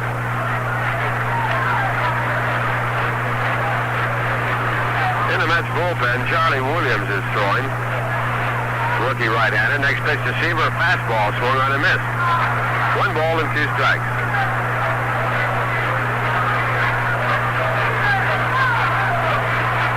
This is George Stone's 5th start of the year. He has no record. On the win side, he has lost 2. And a change-up high, and it's ball 2. 2 balls and 2 strikes. Mets will get a left-hander tomorrow night. Mike McQueen, who has won one and lost none, will be pitching for Atlanta. Jim McAndrew is scheduled for the Mets. Next pitch is high. Fastball missing, and a full count now to Tom Seaver. We'll be on the air both on radio and television tomorrow night from Atlanta, Georgia at 8 o'clock. Now Stone working from the windup and the 3-2 pitch. It is over, called strike 3. A sixth strikeout, second time he's picked up Seaver. And now with one away brings up Don Hahn. Don has been on once in a walk. He also has popped to first base and struck out.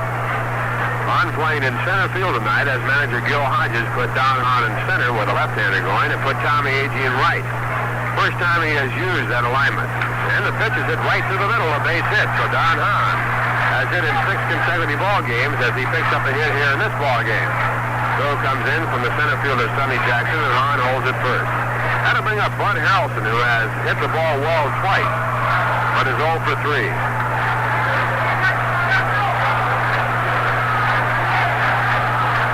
Harrelson struck out his first time. He got caught looking at a 3-2 pitch, but then in the second he flied to deep left. And in the fourth inning, he lined to left field. Harrelson batting at .323. Now action starting up in the bullpen for the Atlanta Braves. Early in the ball game, the Mets had the Atlanta bullpen going in the first, second, and third innings. But since then, George Stone settled down in the fourth, fifth, and sixth. But here in the seventh now, some more action going. Bob Pretty, formerly of the Giants and of the American League, now throwing in the bullpen. First pitch to Harrelson. It is popped up in foul territory. DDA back toward the screen. Tagged up at first base is Hahn. DDA makes the catch. Hahn does not go as the throw goes down to second. And Harrelson is out.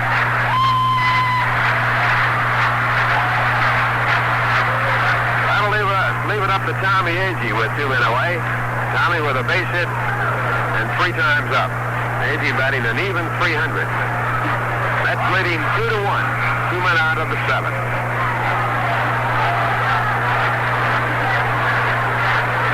Got 2 runs in the first inning and a 2-run home run by Don Clendenin. Since then, they have not been able to score. And George Stone from the set position. And the pitch. Agee takes a fastball for a called strike.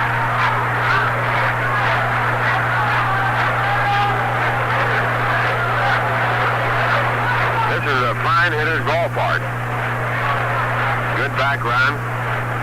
Short fences, 375 in each alley. 330 down each line. 402 in center field. Now Agee stepping out of the batter's box as Stone takes too much time. Agee back in, and a throw to first base. Chases Hahn back to first from a short lead. 1 strike count. And the pitch. Breaking ball too low. 1-1. Agee has 14 RBIs. He's had 3 home runs this year. Singled off a curveball. The left fielder's first time up. A struck out his second time up. Was out in a fine play by the pitcher his last time up. And the 1-1 pitch. Hit foul on the first base side out of play. So the count at 1 ball and 2 strikes.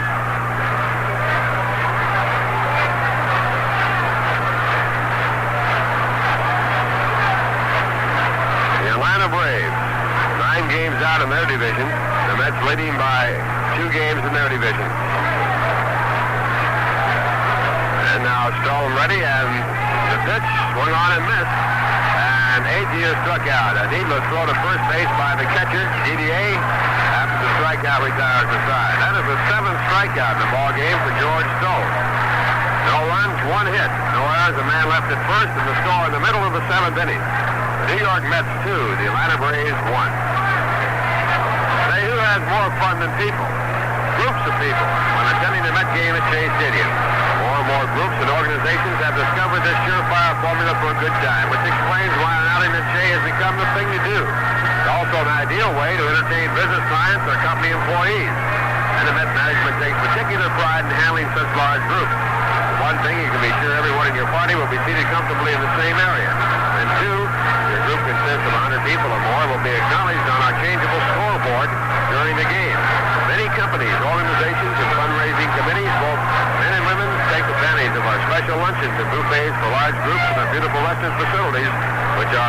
for group purposes. Be sure you will too, and additional information may be obtained by writing or calling our group sales department, which will then have a representative contact you. Simply write Group Sales Department, Shea Stadium, Flushing, New York, 11368, or call area code 212-672-3000. That's area code 212-672-3000. We're going now to the bottom of the seventh inning. The Mets leading by a score of 2-1, and Tom Seaver to face Bob Didier, possibly Marty Perez, and then a pinch hitter, if Lou Harris so decides, as the third man to face Tom here in this inning. Bob Didier, 1 for 2 in the game. He singled his last time up. Flied out to deep right his first time up. Batting left-handed against Tom Seaver. He's batting .259 for the year. Seaver checks his outfield. Now checks out the signs from Jerry Gordy. And the first pitch. Curveball. It is too low for a ball. In the bullpen now for the Atlanta Braves, Cecil Upshaw, their number 1 relief pitcher. 1-0 pitch. Hits to left field. Cleon Jones over into foul territory, and he makes the play. Cleon was shaded toward left field, so it was an easy out. That'll bring up Marty Perez, the shortstop. Perez has a base hit and a sacrifice in his 2 appearances. Batting .203 for the year. He singled to left field his first time up. Hit the first pitch, a fastball to left field for a base hit. Once again, Seaver checks out his outfield. They're straight away against the right-hand batter. George Stone coming out to the on-deck circle. And the first pitch, a curve over for a called strike. We mentioned before, Stone is a good hitting pitcher. 1 strike count. Seaver ready, and the next delivery. Breaking ball low and outside. 1 ball, 1 strike. Mets will be playing in Atlanta in their next homestand, playing Friday night, Saturday afternoon, and Sunday afternoon. Next pitch is over, a called strike 2, and it's 1 ball and 2 strikes. Friday night, May 21st, we'll start out that 3-game series.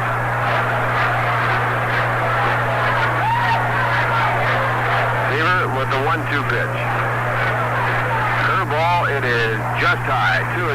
Hard curve by Tom. Tom started out this ball game with 72 strikeouts. He leads the National League. He's only had 3 strikeouts in the ball game, so he's had 75. 2-2 pitch. It is strike 3 call. That is strikeout number 76. That'll bring up the pitcher's position, but he's being called back. And Hal King on the roster is a catcher coming up to hit for him. So George Stone goes out of the ball game, and with the Mets leading by 1, manager Leuben Harris wants to put up a left-hand batter who has hit well against the Mets. He's had 1 home run this year, and he's batting at 164. But last year he wore the Mets out.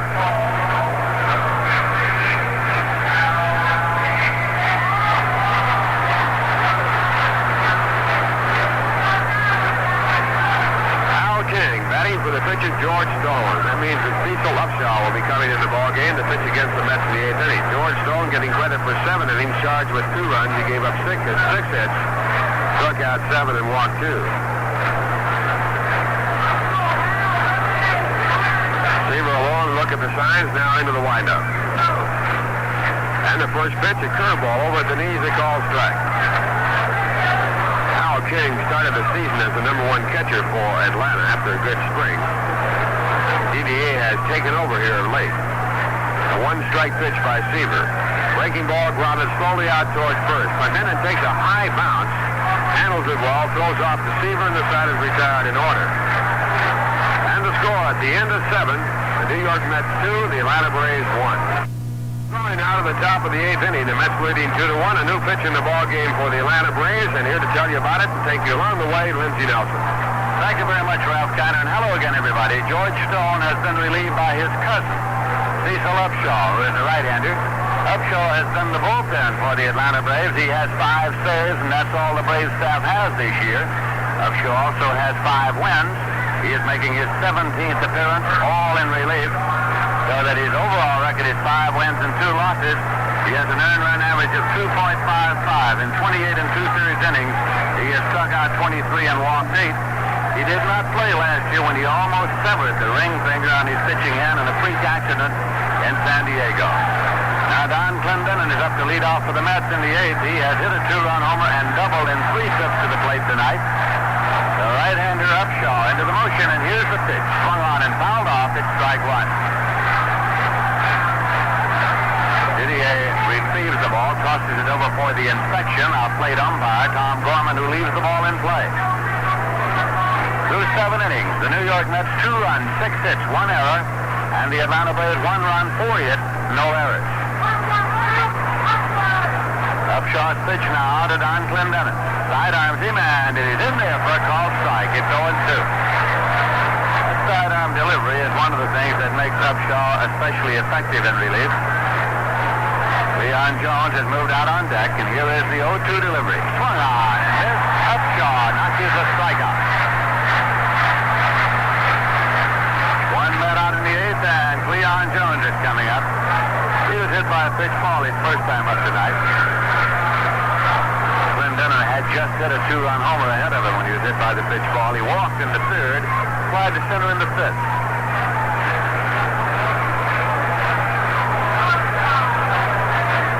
Jones is hitting .273 for the year.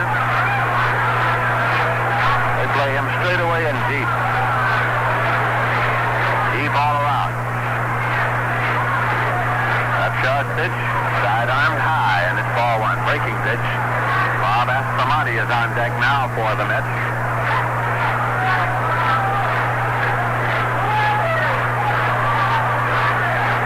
And Upshaw goes into the motion. Fires it low, so it's 2-0.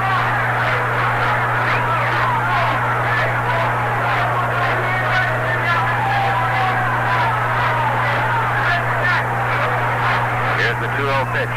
Swung on it on the ground, wide of short. Perez has it on the edge of the outfield grass. On the first in time. Marty Perez range cover to his glove side, and on the rim of the outfield grass, came up with the ball, got to throw off to Cepeda in time to get Jones at first.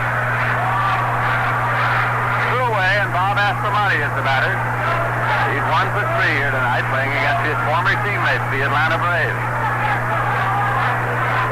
Pittsburgh, the Montreal Expos, are leading the Pirates by a score of 5-2 going to the 7th inning.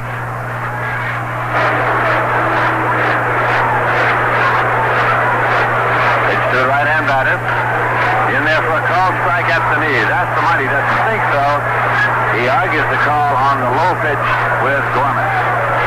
The end of 6 innings of play, the Houston Astros won, and the San Diego Padres nothing. Dave Roberts against Don Wilson. Pitch misses outside, so it's 1-1. 2 Mets out in the 8th. Nobody on base. 1-1 delivery now to Aspromonte.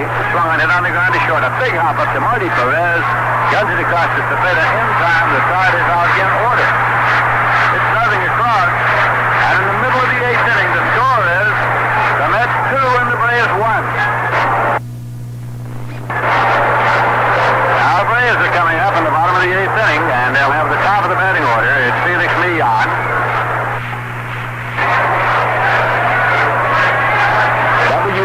WIZR-FM 104.9, Johnstown, New York. In the National League. Tom Seaver has been all the way for the New York Mets. Millan moves out the dirt in the batter's box now. Up on the bat. Likes to punch the ball. He'll be followed by Ralph Garr and Henry Aaron. So Seaver has his work cut out here in the 8th and 9th. Here's the pitch. And it's high for a ball to Felix Millan. No action at this moment in the Met bullpen. No action in the Braves bullpen. Here's a 1-0 delivery to Millan, and it is in there for a called strike. 1-1. Leon talking to umpire Tom Gorman as he steps out of the batter's box, takes a look down to Jim Busby at third. Nothing there.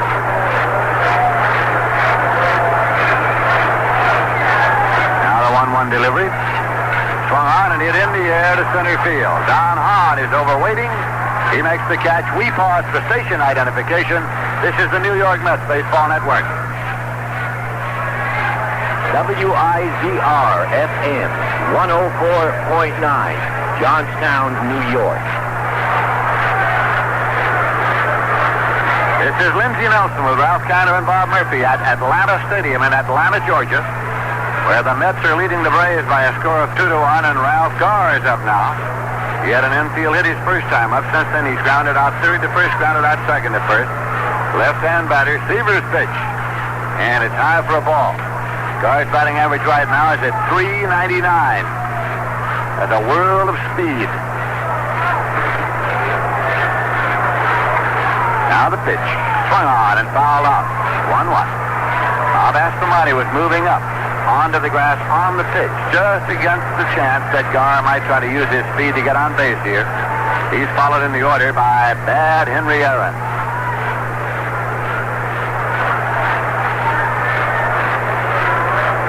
Garr's back in. Swings the bat loosely. 1-1 pitch. Breaks low, and he moved up as though to butt the ball. That brought Astomani in at a gallop. 2 balls and a strike now to Garr. He's had 21 infield hits and bunts combined. This is a 2-1 delivery. Swung on and popped up towards third base. Astomani is underneath waiting for the towering pop and puts it away. So Garr has popped to third, 2 men are out, and Hank Aaron comes up. He has grounded out third to first, slide to center, and walked on a 3-2 pitch. Aaron's hitting .265 for the year. He has 12 homers and 30 runs batted in. Tom Seaver has said frequently that his hero, his idol among the major league ball players as he was growing up was always Henry Aaron.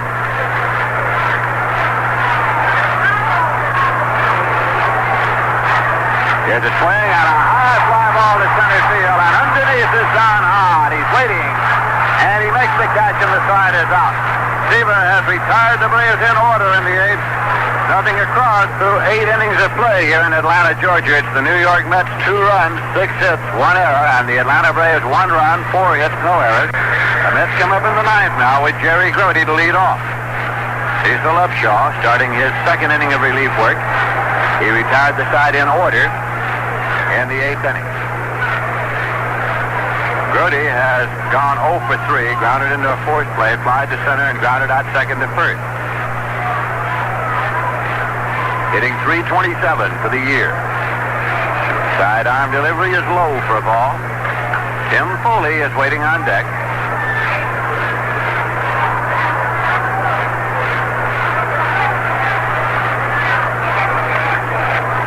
Jan Upshaw. Here's a swing and a foul ball, off and out of play. It's 1-1.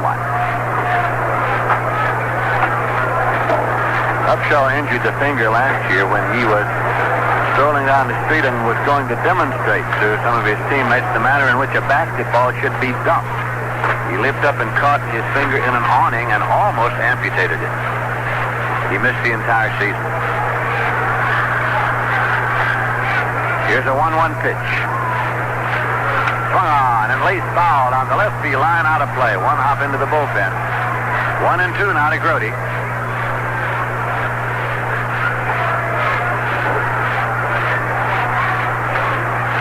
Tomorrow night, Mike McQueen, another left-hander, will start for the Atlanta Braves. Jim McAndrew will be going for the New York Mets. We'll be broadcasting and televising at 8 p.m. Here's a changeup curveball, and it is high. 2-2. Upshaw brings that ball up there. It's either sidearmed or lower.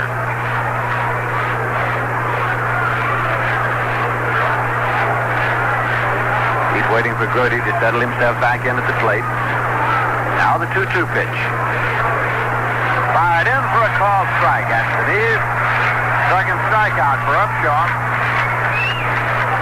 That brings up Tim Foley. He's gone 0 for 3. Fouled out to the catcher, fly to center, and struck out swinging.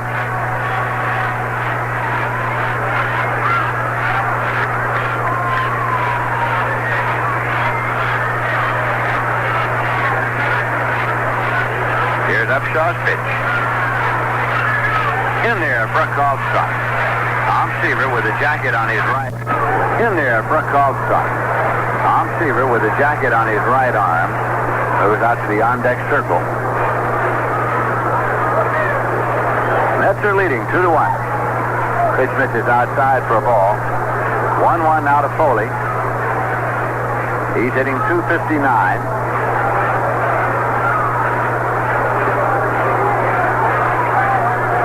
That's low, so it goes 2 balls and a strike.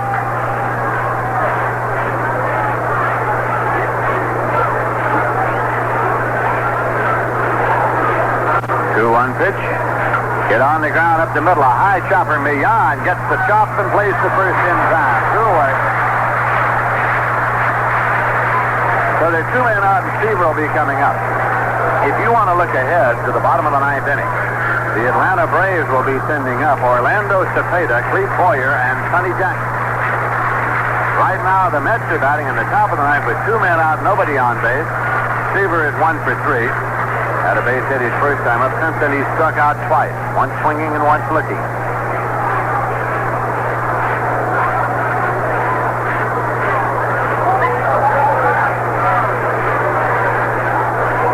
Here's a swing and a foul ball off to the right side. We were saying earlier that Seaver's made no secret of the fact that Aaron was his hero when he was growing up. And Aaron has been reciprocally complimentary of Seaver. Quoted yesterday as saying that Seaver has done with his right arm just about what Koufax did with his left, only much more quickly. There's a check swing loop out into right, and it is going to be in there for a base hit for Seaver. 1 hop by Aaron, and Seaver has his second base hit. Just looped that one out into right.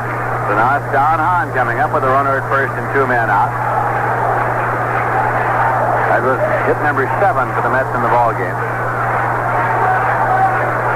Aaron meant that it took Sandy Koufax several years before he put it all together to become the great pitcher that he did become. While Henry points out that when Seaver came to the major leagues, he was ready right then.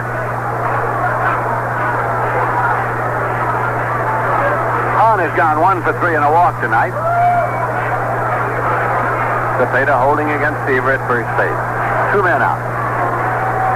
That's in for a call strike to Hahn.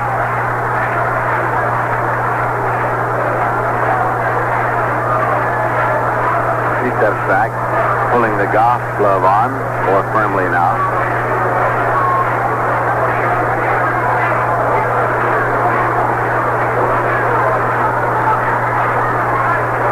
This is a strike 1 delivery, and it's low.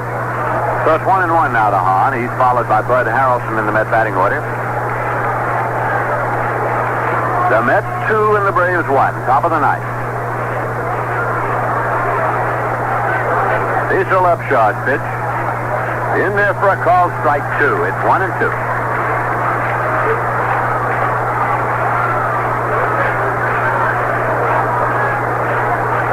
Hahn swings the bat a time or 2. Seaver takes his lead. Here's a swing and a miss, struck him out. Third strikeout for Upshaw, who has retired 6 of 7 batters in his 2 innings of relief, allowing only a base hit to Seaver. No runs are hit, no errors, and 1 left. In the middle of the 9th inning, the score is the Mets 2 and the Braves 1. Seaver was a base runner at the end of the inning, so he is just coming to the mound now to take his warm-up pitches. He'll be facing Orlando Cepeda, Clete Boyer, and Sonny Jackson here in the 9th.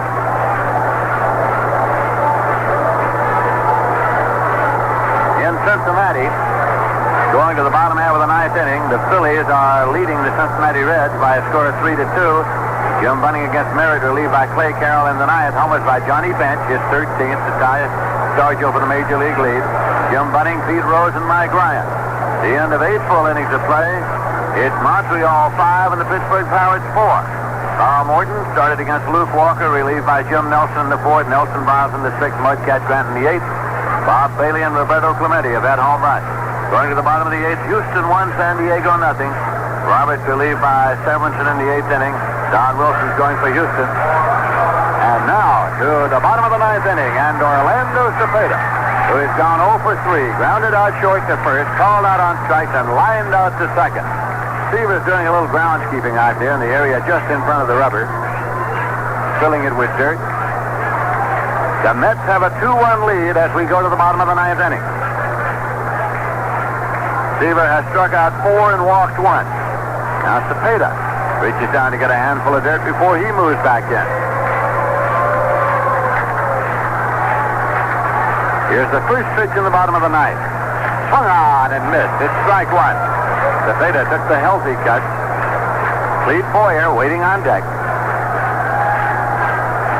The Mets 2-run, 7 hits. The Braves 1-run, 4 hits. Seaver delivers. Swung on and missed. It's strike 2 to Orlando Cepeda. Tom Gorman moves around to brush off the plate. Cepeda kicked a little dirt over it as he swung his body around on the swing. Now the 2-strike delivery. Swung on and popped up foul out of play to the right side. The count continues at 2 strikes. Aspromonte at third, moved over a stride toward the line, trying to protect against the extra base hit. Clendenon over toward the line at first. 2-strike delivery again. Breaks low on a short hop. Taken by Grody outside. It's 1 and 2.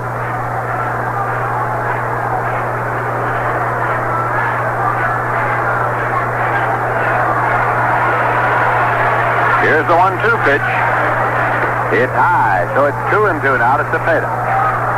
He reaches down for dirt again. Seaver goes back of the rubber, takes off his cap, mops his brow.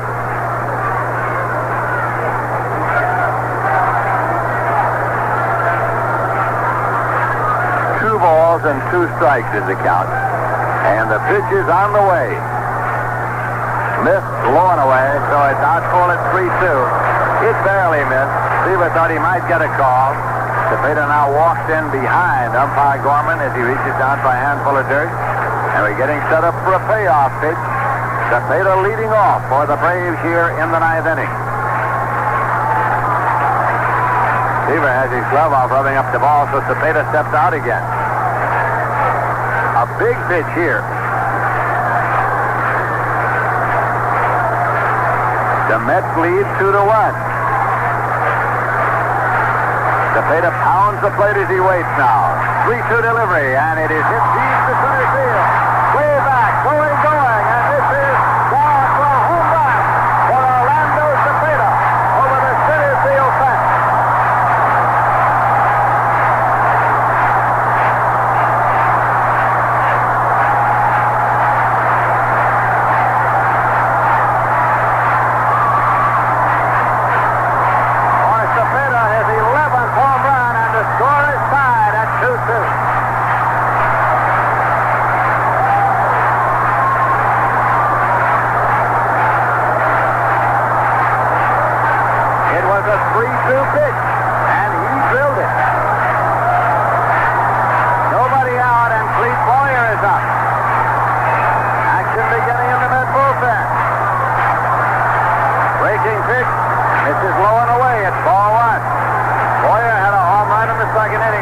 For the other run.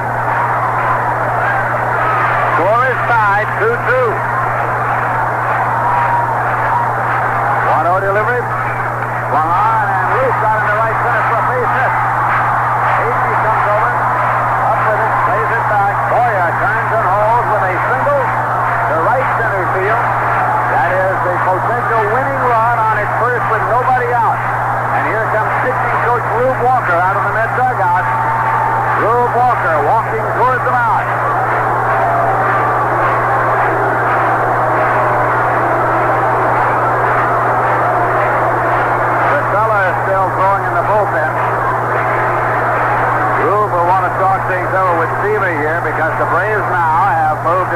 sacrifice situation. Nobody out. The winning run at first.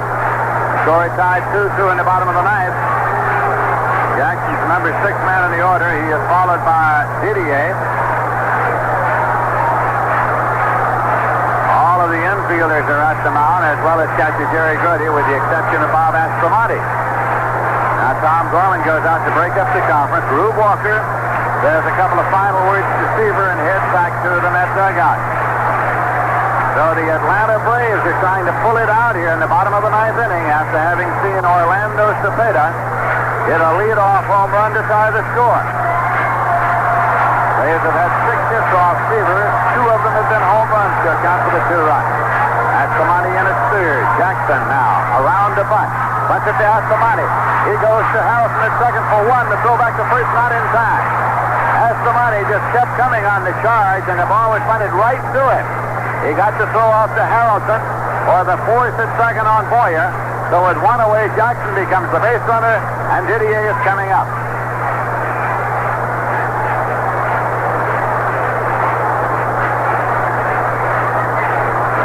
Play goes 5-6 on the fourth if you're scoring.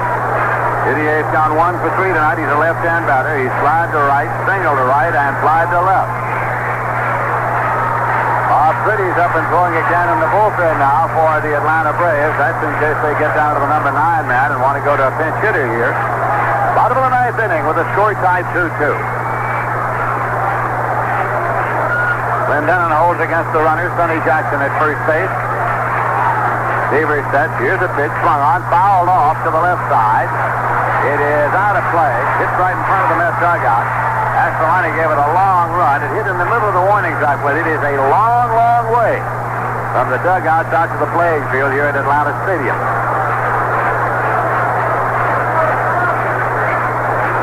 Aspromonte returns to his post at third. He was going all out trying to get to it. It's strike 1. Bob Didier at the plate. Seaver working off the stretch. Delivers the pitch. Curveball hit deep to left field, and Cleon Jones is there. He's underneath and waiting. He makes the catch. So the side is out, and we'll be going into extra innings here in the bottom of the ninth inning. 1 run on 2 hits, no errors, and 1 left, and the score at the end of 9 full innings is tied. It's the Mets 2 and the Braves 2. So you'll have an opportunity over the weekend to see Ralph Garr, who is an early season sensation in the National League, and Henry Aaron, who is an all-time sensation in the National League, and the remainder of the Atlanta Braves. They'll be in on Friday night, Saturday afternoon, and Sunday afternoon. This is a comparatively short homestand coming up for the New York Mets. The Atlanta Braves are followed in by the Philadelphia Phillies on Tuesday night, the 25th, and Wednesday night, the 26th. And then the Mets go on a West Coast trip before returning home for a big homestand that starts up on Tuesday night, June 8th. That'll see the Padres, the Giants, and the Dodgers coming into Shea Stadium. Tickets are now on sale all around the town. We're ready to go now to the 10th inning. The score tied 2-2, and coming in for the play-by-play, Ralph Kiner. Thank you, Lindsey Nelson. And the first batter for the Mets, Bud Harrelson. Bud batting for the first time against relief pitcher Cecil Upshaw. Upshaw, a sidearm right-hander, has worked 2 innings. He has given up 1 hit while striking out 3. And the first pitch by Harrelson deep to left field. It could be extra bases. Going back is Garr, and he makes a one-handed catch. Ralph Garr with a great play to take at least a double away, maybe a 3-base hit.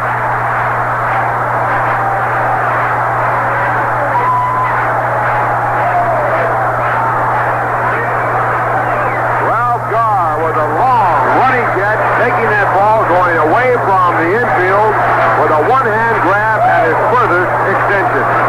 So 1 pitch, a great play, and 1 away.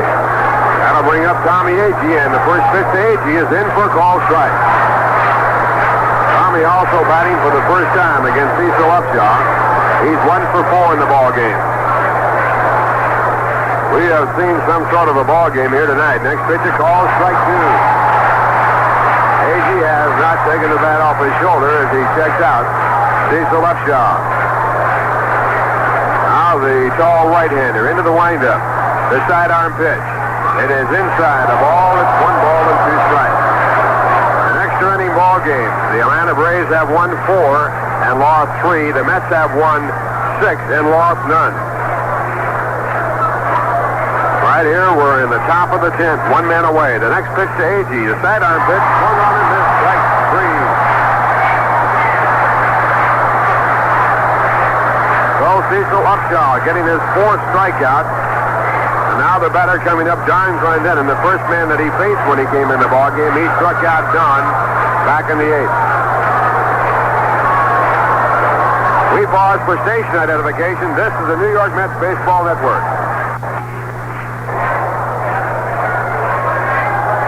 WIZR-FM 104.9, Johnstown, New York. The first pitch to Don Clendenin, a sidearm curveball at strike 1. Ralph Kiner along with Lindsey Nelson and Bob Murphy from Atlanta, Georgia. The Mets tied up at 2-2 in the 10th inning. The pitch back to Clendenin. It is low in the count, 1 ball and 1 strike. It was Don Clendenin's 2-run home run in the first inning that has accounted for all the Mets' runs. Braves have their 2 runs on home runs, one by Clete Boyer, the other by Orlando Cepeda in the bottom of the 9th. Pitch back is called a strike. It's strike 2. Upshaw has won 5 ball games in relief. He has saved 5 ball games in relief. Now he gets into the windup. Here's the 1-2 pitch to Clendenin. It is hit foul into the stands, and the count remains at 1 ball and 2 strikes.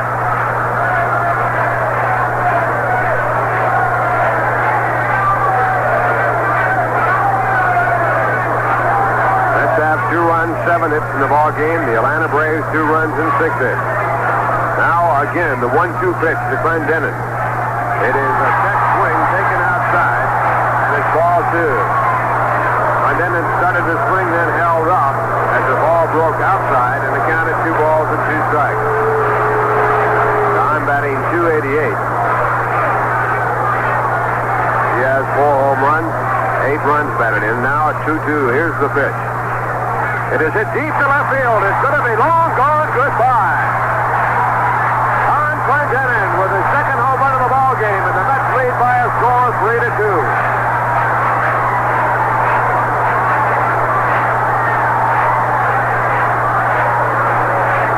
Don Clendenin crossing home plate, the first Met to hit 2 home runs in the ball game this year. That is his 5th home run of the year, and it brings up Cleon Jones.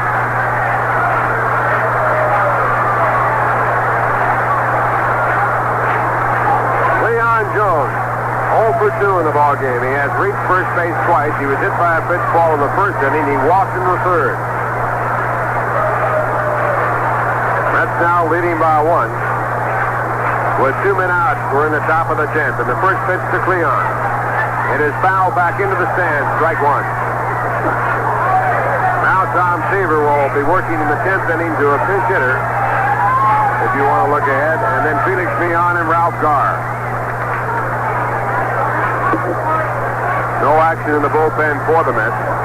Upshaw into the windup, the 1-strike pitch. It is over for a called strike.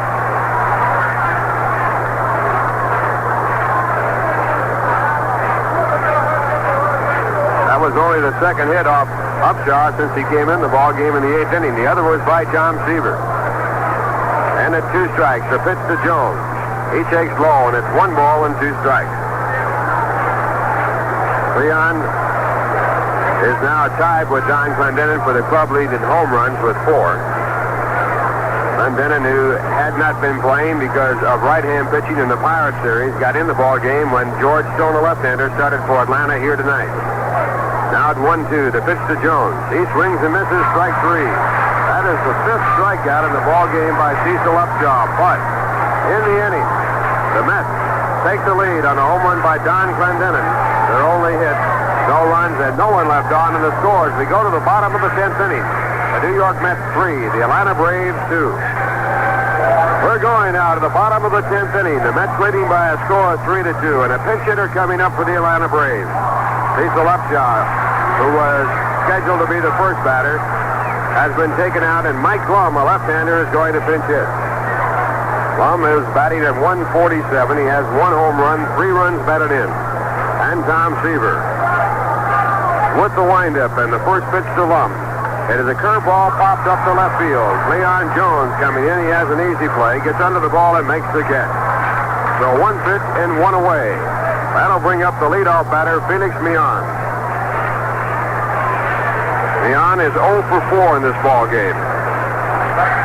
Batting at .360 for the season. Right-hand batter.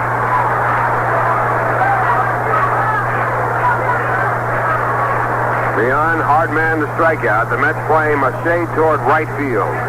Behind him, the National League's leading batter, Ralph Garr. Behind him, if it goes that far, Hank Aaron. Now Seaver into the windup, and the pitch to Millan. It is a fastball over a called strike. In the bullpen for the New York Mets, Danny Frisella throwing. Seaver checking out the signs, peering in. Now goes into that short windup and the 1-strike delivery. Fastball hit in the air to center. An easy play for the center fielder, Don Hahn. He gets under the ball and makes the catch 2 men away. So now Atlanta down to their last out, but they have the National League's leading batter coming up, Ralph Garr. Garr batting at .396. In this ball game, he has had 1 hit, an infield hit, and 4 times up. Garr has hit in 5 straight ball games, 19 of his last 21. He has had 59 base hits. 21 of the 59 base hits have been infield hits. He has hit 2 home runs. He has driven in 10. Behind him, Hank Aaron. And Seaver's first pitch. It is hit to deep left field. Going back it goes to the warning track. It might be gone. It's going and it's gone.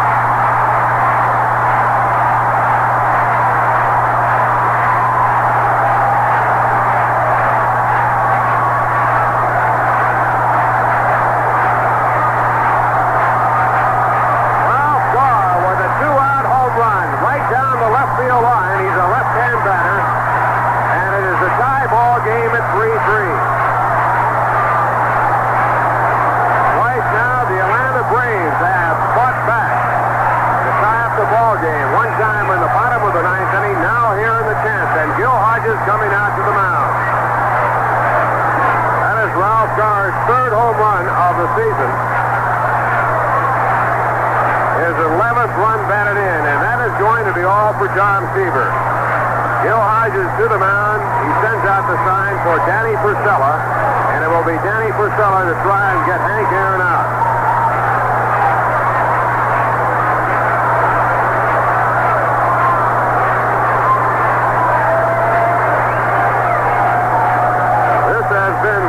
Ball game. Mets got the early lead on a 2-run home run by Don Clendon, and it came in the first inning. It came with 2 men out. Tommy Agee singled to left.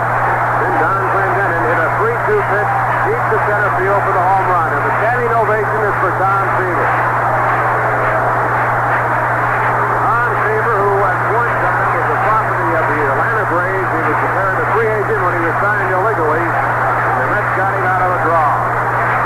He gets the standing ovation. He cannot win this ball game. He cannot lose it. After the Mets got 2 runs in the first inning, Cleve Boyer hit a breaking pitch over the fence in the second to make it a 2-1 ball game. Seaver then held the Atlanta Braves without a run and only 2 other hits until the 9th inning, when Orlando Cepeda in the bottom of the 9th inning led off with a home run. That tied it up. The Mets took the lead on a home run in the 10th inning with 2 men away when Don Clendon got his 2nd of the ball game. But with 2 men out in the bottom of the 10th inning on the first pitch, Ralph Garr, the National League's leading batter, hit a first pitch down in the left field corner over the left field fence to put it at 3-3. And that was all for Tom Seaver.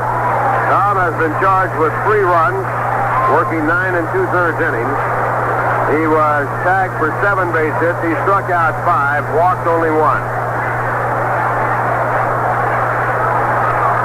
Danny Frisella, coming in the ball game, is making his 10th appearance. He has a record of 1 win and 1 loss. And he'll be pitching to Hank Aaron. Aaron in this ball game is 0 for 3.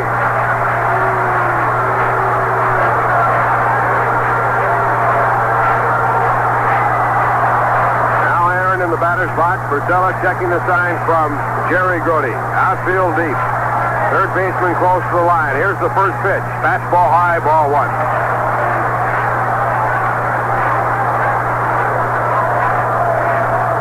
Purcell has had 4 saves this year. Of course, he figures in the decision at this point with the game tied and 0-1 on. Here's the pitch back. It is a fork ball, a half swing and a miss, and it's 1 ball and 1 strike. Purcell with that good fork ball, also a curve and fastball.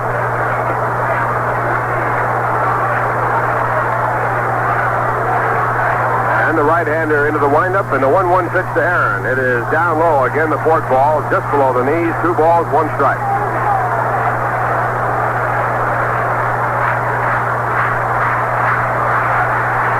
Crowd here at Atlanta Stadium, an enthusiastic crowd as they should be. 16,051. They've seen a great ball game. The 2-1 pitch to Hank Aaron. It is just low again. Again, the fork ball. Aaron started the swing, then held up, and the count at 3-1. The on-deck batter, Orlando Cepeda. He kept the game alive in the bottom of the 9th inning with a home run.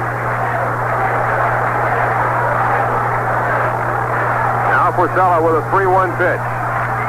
It is grounded foul down the third base side. The count goes full. 3 balls and 2 strikes.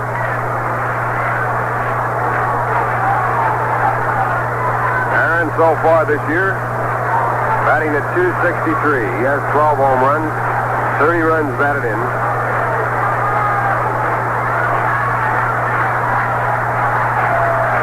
Three balls, 2 strikes, 2 men out, bottom of the 10th. The score tied 3-3. Purcell into the windup, and the pitch to Aaron. It has popped up foul back of home plate. It goes out of play. So the suspense will be recreated. Once again, Purcell with a 3-2 count to Hank Aaron.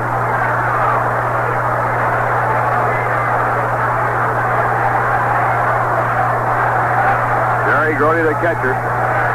He sends the signs out. Purcell now jets. Here's the pitch. It is over. Strike 3 called. And on the fourth ball, Hank Aaron is called out on strikes, and we go to the 11th inning. Braves tying the game up on a 2-out home run by Ralph Garr. 1 hit in the inning, no errors, and no one left on. And the score at the end of 10, the New York Mets 3, the Atlanta Braves 3. Don't forget, Atlanta comes in for a 3-game series starting Friday night. They'll be playing Friday night, Saturday afternoon, and Sunday. Going to the bottom of the 9th inning, Philadelphia leading 3-2 over the Cincinnati Reds. Jim Bunning, who has hit a home run in the ballgame, still in that ballgame for the Phillies. He's 1-6 for the year. Clay Carroll now pitching for the Reds. Other home runs in the game, Bench got his 13th, Rose his 3rd, and Ryan picked up his 2nd. Pittsburgh defeated Montreal with 2 runs in the bottom of the 9th inning by a score of 6-5. Grant, the winning pitcher. Losing pitcher Marshall for Montreal. In relief, Bailey, Clemente, and Robertson had home runs. Pittsburgh scored 2 runs in the 8th and 2 in the 9th to pull that game out. Houston beat San Diego by a 2-0 score. Don Wilson, the winning pitcher. The loser was Roberts. In the American League, the Yankees beat Baltimore 6-3. The winning pitcher Mel Stoudemire. Losing pitcher Pat Dobson. White had a home run, his 7th in the first for the man on. Boston beat Detroit 3-2. The winning pitcher Ray Culp. The loser was Dean Chance. He's now on 6. And Willie Horton had a home run, his 7th in the fourth with 1 on for Detroit. Cleveland beat Washington 6-3. The winning pitcher Steve Dunning. The losing pitcher Dick Bosman. Home runs by John Lowenstein, Hawk Harrelson, McGraw, and Casanova. On the schedule out on the West Coast, Minnesota scheduled against California. Here it's the top of the 11th inning, a tie ball game 3-3, and here to take you along the way, Bob Murphy. All right, Ralph. Bob Priddy, a veteran right-hander out of San Mateo, California, is the new Atlanta pitcher. Priddy has won 1 and lost 1 in 10 relief outings, lost the game to the Giants, and won a game from the Giants. He has a lifetime record against New York of 4 wins and no losses. Bob Aspromonte leading off the 11th, and the pitch is high, ball 1. Few times has Tom Seaver worked any harder than he did here tonight against the Atlanta Braves. And the pitch on the way, low and outside. 2 balls and no strikes. Very courageous, hard-working performance by Tom Seaver, who was so near to that 6th win. Now the 2-0 delivery. Inside, ball 3. The last time Seaver pitched here in Atlanta, August 15th a year ago, he lost probably the toughest game of his career. When he struck out Tillman with a 1-run lead in the 9th inning, but there was a mix-up on the signs. The ball went to the backstop. 2 runs came in. 3-0 delivery. Call strike, 3-1. Tom cannot figure in the decision one way or another here this evening. He was within 1 out of having the game 1 of the 10. Ron Herbel warming up in the bullpen. And it's over. Strike 2 called, and again Aspromonte was taking. Now it's 3-2. Aspromonte singled his first time up tonight. Has 1 hit and 4 trips. Jerry Grote on deck, and then Tim Foley, 6, 7, and 8 in the batting order. Now the veteran right-hander delivers, and a line drive toward the gap in left center, a base hit by Aspromonte. Jackson getting to it quickly, and Aspromonte will have to hold it first with a long single. And Bob has his second hit of the game. Well hit, a long line drive in the left center. Tremendous speed in that Atlanta outfield. I don't think anybody else in baseball, maybe Willie Davis, could have caught that ball as Bud Harrelson hit the deep left center that Gar ran down. Al Weiss coming in the game now as the pinch runner for Bob Aspromonte.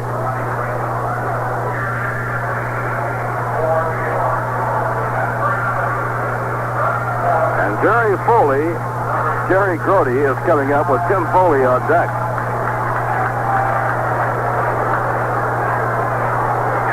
Veteran right-hander Ron Herbel, who finished last year with the Mets, is warming up in the bullpen. In close at third now is Clete Boyer looking for the bunt. Grote squares around, bunts, fair ball down the first baseline. Good bunt, Cepeda to Millan, and Grote is out. What a beautiful bunt by Jerry Grote as he tries to help build a run. Now Tim Foley is being called back, and Art Shamsky is coming out of the dugout. The left-hander warming up now in the Atlanta bullpen is a young left-hander, Steve Barber.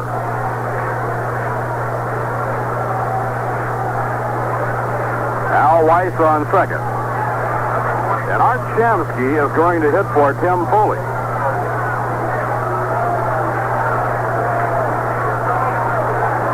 And right here, the Braves will talk over how they want to go about things. Ron Taylor warming up in the bullpen. If they intentionally walk Shamsky, then Gill will have to make a decision on putting up a hitter for Danny Frisella. The game is tied 3-3. We're in the 11th. The 7th extra inning game this year the Mets have been involved in. This has been a bitterly fought ball game from the very first inning. Well, we'll know in a moment whether or not Shamsky will have a chance to swing. First base is open. Al Weiss on second. And it looks like they're going to pitch to him. Now the stretch by Pretty. Here's the pitch. Inside and low to Shamsky. 1 ball and no strikes. Gill not disclosing what he plans to do. He lets Danny Frisella come out of the on-deck circle. Art Shamsky batting for Tim Foley with Al Weiss on second and 1 out, top of the 11th inning. The veteran right-hander, Bob Pretty, takes the runner. Now the pitch. And a full swing and a foul ball in the dirt right by home plate. 1 ball and 1 strike. Shamsky led the Mets in hitting last year. He had some back trouble in the spring training, got off to a slow start, but feels much better now. They are playing him about as deep in the outfield as you can play a hitter. And around to right. Shamsky with quick hands, a pull hitter. Now Pretty off the stretch. The pitch to Shamsky, and a slow ground ball on the right side of the infield. Cepeda moves in, picks it up, and throws the ball with his glove hand in time for the out. He threw it with his glove hand, just shoveled it out of his glove to Bob Pretty, who was covering, and Shamsky is out on a close play. Moving over to third, Al Weiss, 2 men away. And Dave Marshall is coming out of the dugout. Ralph, that play must have taken about 10 years off of Lumen Harris's life. He almost nonchalanted that play right into an air. It was a good play by Pretty to take the throw, which almost rolled out of his glove as he sort of nonchalanted and shoveled it off that way. Dave Marshall is the pinch hitter. The Atlanta pitching coach, Harry Dorish, is hustling out to the mound. Don Hahn is the on-deck batter. Gill is far from depleting his left-handed pinch hitting. He still has Ken Boswell, Eddie Kranepool, and Ken Singleton.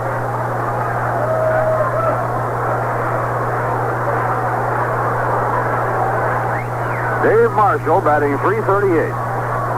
And Dave is hitting now for Danny Frisella. And Ron Taylor will pitch to the Braves in the last half of the 11th inning. The game is tied 3-3. We're at the top of the 11th. The Mets have Al Weiss on third with 2 men away.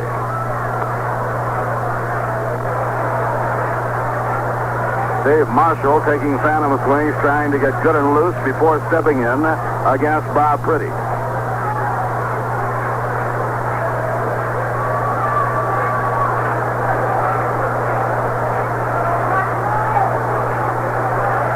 Pretty getting his sign from Bob Didier. The infield and the outfield pulled around to right against Dave Marshall, left-hand crouch hitter. High outside, ball 1. New York 3 runs, 9 hits and 1 error. Atlanta 3 runs, 7 hits and no errors. Home runs accounting for the runs in a well-pitched ball game. Don Clendenin with 2 home runs has driven in the 3 New York runs. And the pitch by Pretty, fouled back towards the crowd, over the screen, 1 ball, 1 strike. For the Atlanta Braves, home runs by Clete Boyer, Orlando Cepeda, and Ralph Garr, all with the bases clear.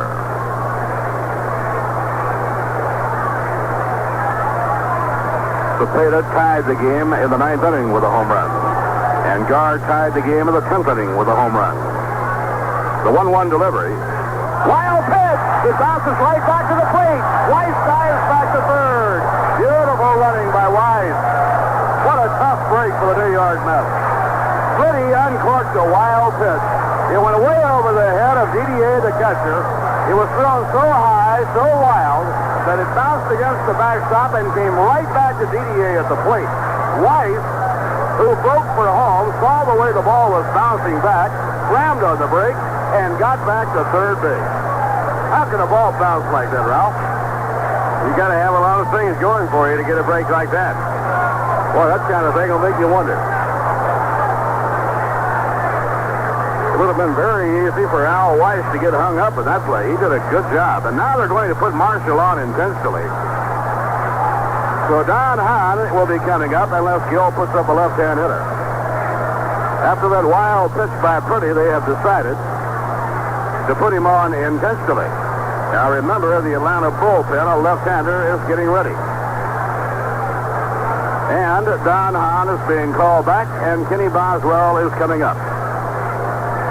Boswell, the last game he played at Shea before checking out for military duty, had 4 hits. So Dave Marshall is given the intentional walk, putting runners on first and third with 2 men out. And Ken Boswell now will hit for Don Hahn. Art Shamsky hit for Tim Foley, meaning that Gill was going to have to get a new second baseman in the game, which probably would have undoubtedly been Boswell, and now here he is to hit for Hahn.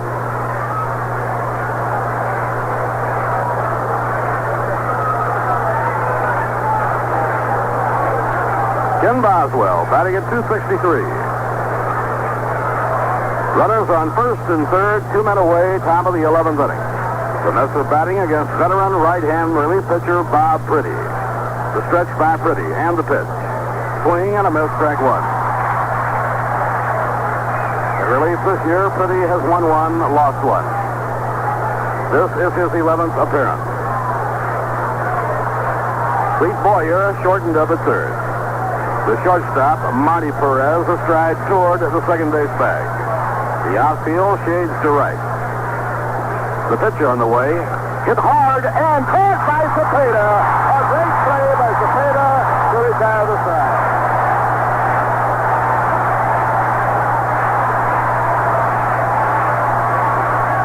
Well, that's too much to have happen in 1 inning.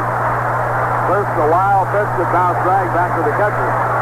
And an unbelievable catch by Orlando Cepeda on a vicious drive hit by Kenny Boswell right over the back. Cepeda just spun and made a head-first dive with his glove hand extended in midair, made the catch, and crashed against the ground. The side retired, and Orlando Cepeda has just saved it, at least for the time being, for the Atlanta Braves. No run, one hit, no errors, and 2 left on. At the end of 10 and a half innings, the New York Mets 3, the Atlanta Braves 3. Here are the changes in the Mets lineup. Ron Taylor is the pitcher. Dave Marshall stays in the game in right field. Kenny Boswell is in the game at second base. Al Weiss in the game at third base.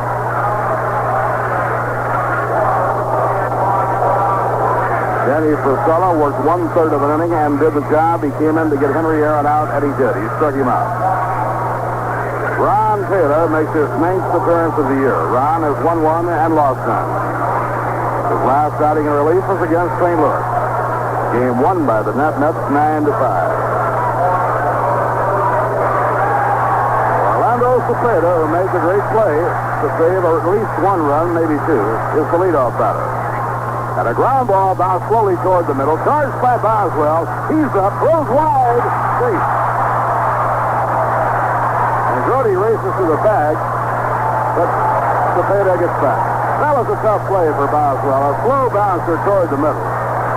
And Boswell came racing in on it, coming full speed. He came up with the offbeat hop. But since he was running full speed, he then had to try to throw back across his body. The throw was wide, broke off of Clendenin's glove. It will restore a base hit for Cepeda. The Braves have the winning run on in the last of the 11th, and a hot hitter in Clete Boyer in this ball game stepping in.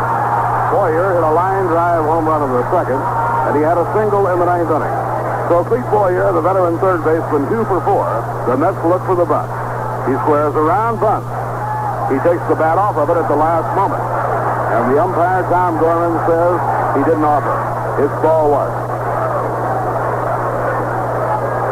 Behind Clete Boyer in the Atlanta batting order, Sonny Jackson, the center fielder, and then the catcher, Bob Didier. 3-3, last of the 11th. Ron Taylor comes into the set position. He squares around and again does not offer. It is low, ball 2. 2 balls and no strikes. Both Weiss and Clendenin charging toward home plate.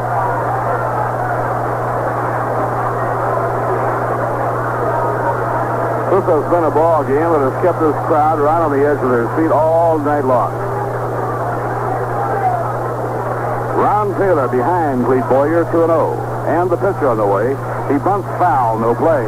Ball hits in the dirt right by the plate.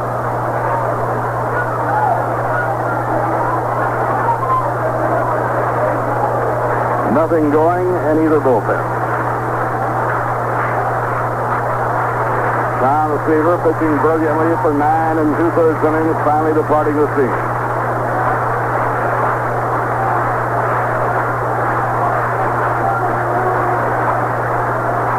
Al Weiss ready to race in from third. Clendenin will come up the line from first toward home. And now Ron Taylor steps off as Clete Boyer gets out of the batter's spot. Cepeda, the runner on first. The Mets would love to get a force play on him. Here's the pitch. Full swing and a high fly to left center field. Coming over and getting under the ball is AC. He makes the catch. Right here, we'll pause for station identification. This is the New York Mets Baseball Network. WIZR FM 104.9, Youngstown, New York.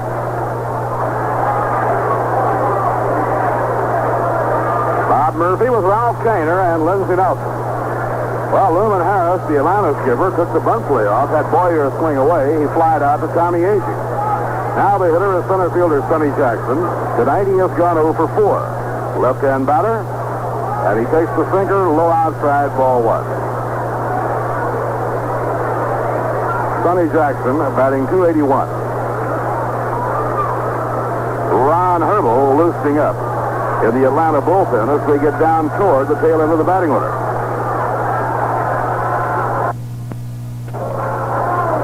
Clendenin holding against the base runner Cepeda. The pitch by Ron Taylor. And a bouncing ball slowly hit. No chance for two. Boswell to Clendenin in time.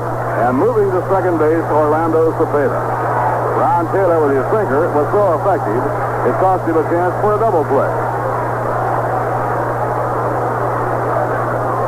Bob Didier, a left-hand hitter, is coming up. The on-deck batter is Marty Perez.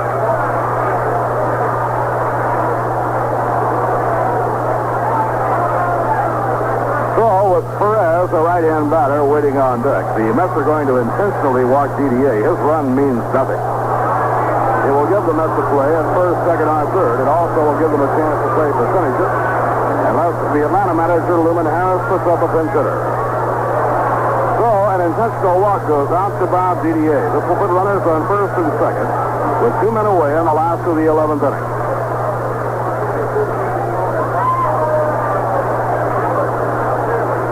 Thus far, a pinch hitter has not made an appearance. There's ball 4. The intentional walk goes out. And Dusty Baker is coming up as a pinch hitter. Dusty 4 hits and 28 times with bat, a rookie. Will be coming up. Runners on first and second, 2 down, and the game tied 3-3 in the bottom half of the 11th inning. Dusty Baker, an outfielder, played at Richmond last year and hit .325 with 11 home runs. Born in Riverside, California. He has size. He's 6'2", 195. He is a right-hand hitter.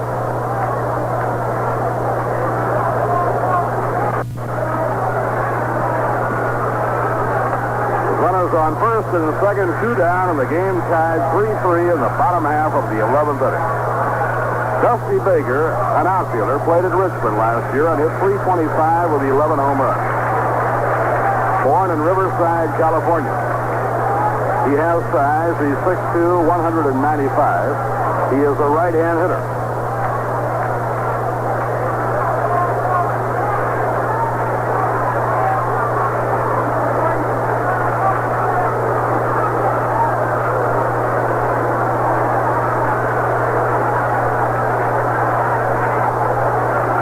The pinch hitter is rookie outfielder Dusty Baker, right-hand batter. Runners at first and second, 2 men away.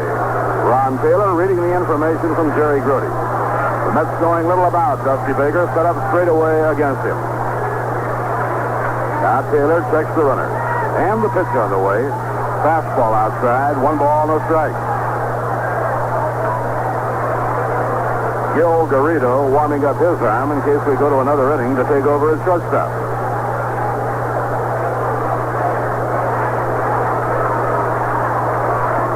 Taylor delivers to the plate, a sinker that is low, 2 balls and no strikes. The pitcher, Bob Priddy, is scheduled up next.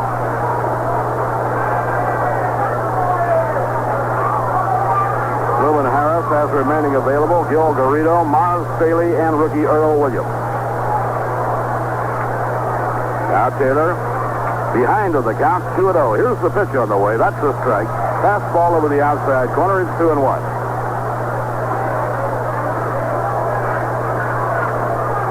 Braves tied the game with 2 outs and nobody on. They tied it in the 9th on Cepeda's leadoff homer and tied it again in the last of the 10th with 2 outs and nobody on. Now the pitch. Fastball, but he's a strike. 2-2. Ron Taylor zipping one through knee high. And now it's 2-2 on right-handed batting Dusty Baker.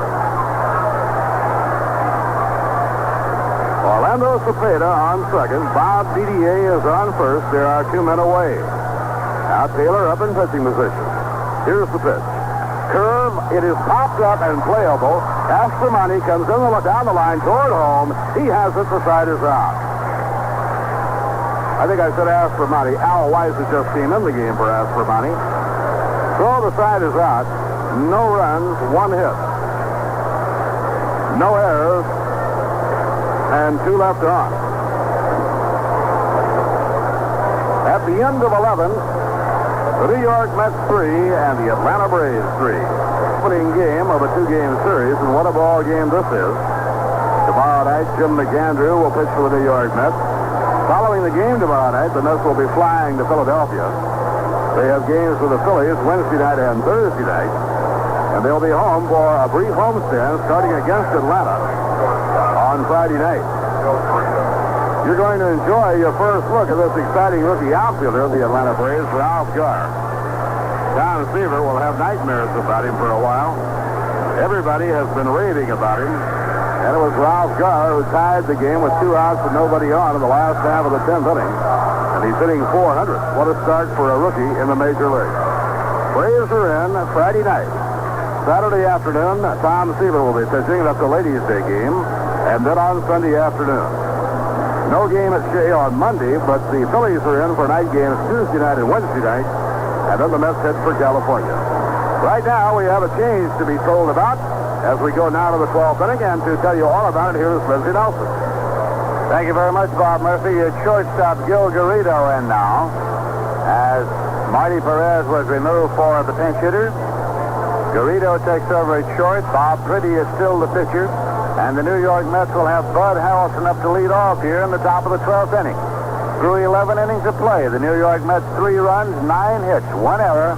And the Atlanta Braves 3 runs, 8 hits, and no errors. Harrelson, the switch hitter, batting left here. He has gone 0 for 5. Last time up, it was Ralph Garr in the 10th inning who made a running catch to rob Harrelson of an extra base hit. Pretty into the motion, and the pitch swung on and foul back, gets out of play. Strike one to Harrelson. He'll be followed by Tommy Agee and Don Clendenon in the Met batting order here in the 12th inning. Bob Didier sends a side out to right-hander Bob Pretty. That one sails way past everybody, over his head and all the way back to the backstop, only this one does not rebound. The breaking pitch hits and settles back there, but no damage is done this time because there are no base runners. So that is another that would have been a wild pitch had there been anybody on board to move up, and it did not rebound to Didier, as one did to save a run earlier. Swinging a ground ball going through into right field for a base hit for Harrelson. Aaron is over up with it, plays it back, and the Mets have a leadoff single here in the 12th inning. So now Tommy Agee is coming to the plate, looking down to Steinman. Eddie Yost at third. The Mets have the possible go-ahead run on with nobody out here in the 12th inning. Bud Harrelson with his first hit of the night. Base hit number 10 for the Mets. Agee is 1 for 5. Braves protect against the sacrifice here by bringing Boyer in at third. Here's the pitch. Swung on and land to short. Dropped. Played to second for a force throw to first. A double play. A double play as Agee lined the ball to Gil Garrido at shortstop. Harrelson, of course, held up, thinking it would be caught. It was dropped by Garrido, and thinking also that it would be caught. Agee was not away from the plate quickly. It was an easy double play for the Atlanta Braves from Garrido to Millan and on to Orlando Cepeda. 2 men out, nobody on base, and now it's Don Clendenon coming up. There was no sacrifice on. Agee hit a shot. A line drive right at shortstop Garrido. He dropped it, took it on one bounce, played over to Felix Millan and on to Orlando Cepeda. Didier goes out for a word with Pretty now. Clendenon's had 2 home runs and a double in this ball game. He's up here with nobody on base and 2 men out.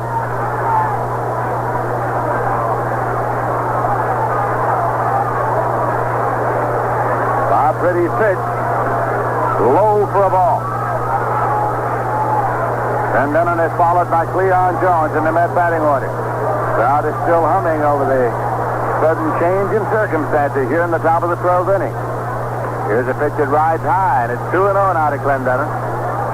He had a 2-run homer in the first inning. He had a double in the third. He grounded out in the fifth, struck out in the eighth, and homered again in the 10th. The score is tied, 3-3. 2-0 pitch to Clendenon. It's high, it's 3-0. He steps back now to look at Eddie Yost to see if he's taking 3-0 and see if he's turned loose. Well, the way he's been hitting the baseball, you'd have to guess he's turned loose to try to give it a ride.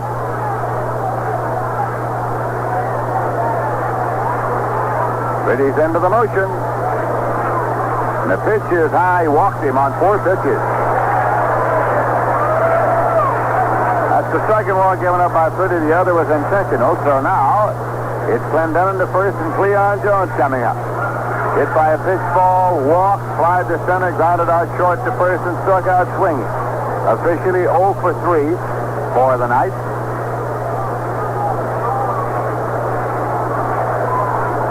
Leon's had 4 home runs and 17 runs batted in this season. Al Weiss moves up on deck now.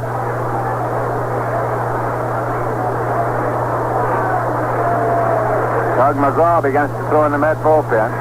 That pitch is in for a called strike to Cleon Jones. Cepeda is holding against Clendenon, the runner at first. Jones is the number 5 man in the Met batting order tonight. Pretty sets up. Here's the pitch to Jones. Breaks low, and it's 1-1. They play him straight away and deep all around.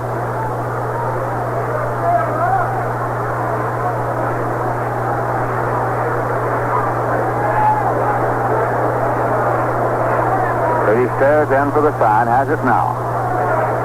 Here's a swing and a drive into center field for a base hit. Clendenon moves up to second. Center field to Sonny Jackson up with the ball, relays it into Garrido. Holding at second is Clendenon. On at first is Jones. And Al Weiss is coming up. The hit was number 11 for the Mets in the ball game. They've had 2 here in the 12th inning. Al Weiss coming up for his first time. He ran for Aspromonte in the 11th inning. Weiss has been up only 4 times this season and is so far looking for his first hit of the 1971 season. He's 0 for 4 for the year. Right-hand batter. Met runners lead at first and second. 2 men out. Pretty's pitch. And it's in there for a called strike to Al Weiss. He's followed by Jerry Grote in the Met batting order. Clendenon at second and Jones at first. McGraw continues to throw in the Met bullpen. Here's a pitch high and away. It's 1-1. Cleve Boyer, the third baseman, on the edge of the grass.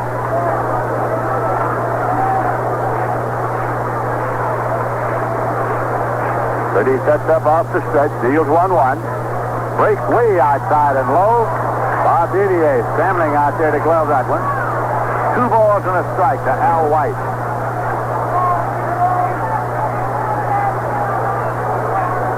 The Mets 3 and the Braves 3 in the top of the 12th inning. 2-1 pitch.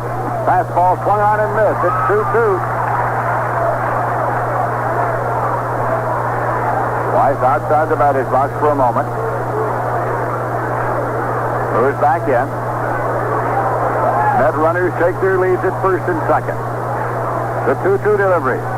Swung on and fouled off. Weiss is still alive at 2-2.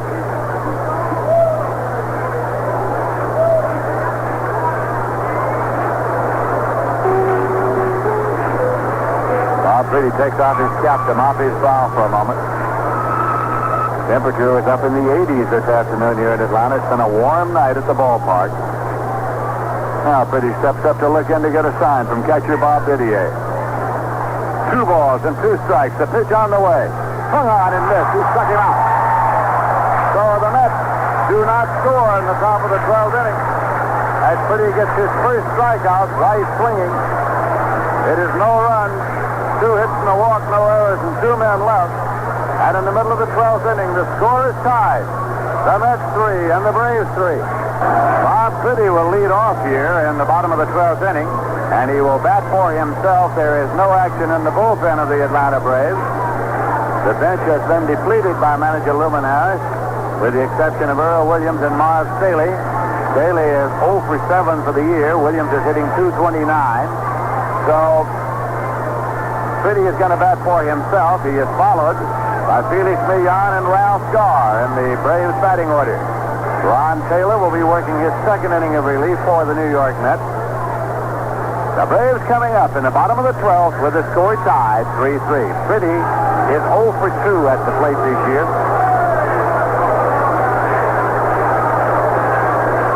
He's a right-hand batter. Doug McGraw continues to throw down in the Met bullpen.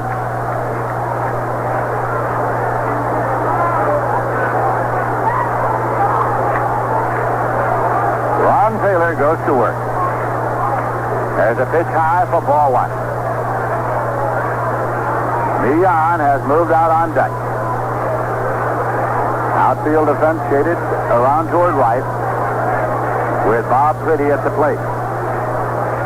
Here's a swing and a high pop to the left side. Grody's getting underneath in foul territory. Grody makes the catch. So Pretty had fouled out to the catcher. With one away in the bottom of the 12th, Felix Millan is coming up. He has gone 0 for 5. Batting .358 for the year. Tonight he grounded out second to first, grounded out short to first, slide to right, slide to center, slide to center.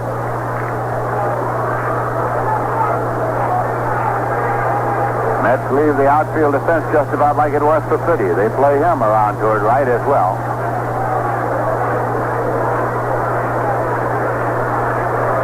Taylor's pitch right in there for a called strike. Ralph Garr has moved up on deck now for the Braves.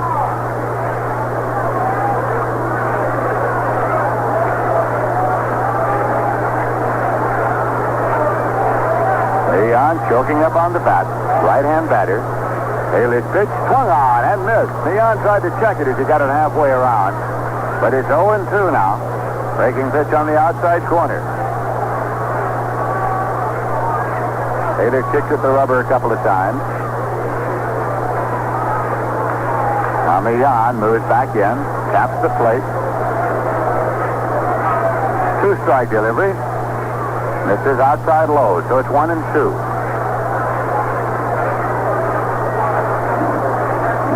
First meeting of this season between the New York Mets and the Atlanta Braves.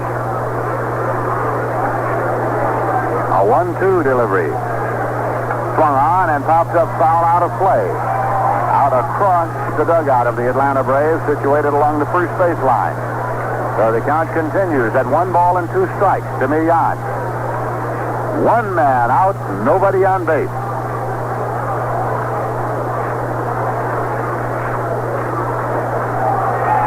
The 1-2 pitch is high. It's 2 balls and 2 strikes. Garr is on deck, and he is followed by Henry Aaron.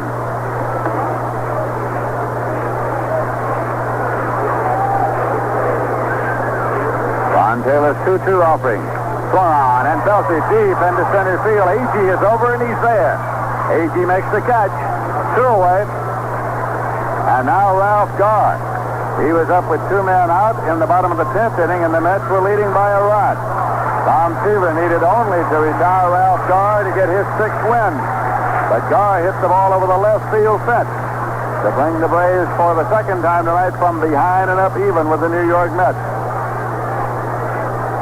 It was at that point that Seaver came out of the ball game and was relieved by Facella, who struck out Aaron to get the Mets out of the 10th inning. Taylor came on in the 11th. Taylor still out there with 2 men out here in the 12th. Garr hitting an even .400. There's a swing and a drive to deep left, and it stays fair. It's a home run. It's going, and it is a home run for Ralph Garr. He is still standing at the plate and is now leading with his 2nd home run, and the ball game is over. Taylor, hands on hip, is staring out there. The ball hit up in the seats out in left field. The Mets is still on the field. They are stunned. Unbelievably, Ralph Garr has hit a home run to win it for the Atlanta Braves. His 2nd home run of this night. Taylor now is walking ever so slowly toward the dugout. The New York Mets have just lost their first extra inning game of this season. Leon Jones walking slowly in from left. Agee is still way out on the field, and Dave Marshall is just now starting in from his post in right field. Ralph Garr hit a home run on the first pitch with 2 men out in the bottom of the 12th. Again to left field, down the line, into the seats, and the Atlanta Braves have won it by a score of 4-3.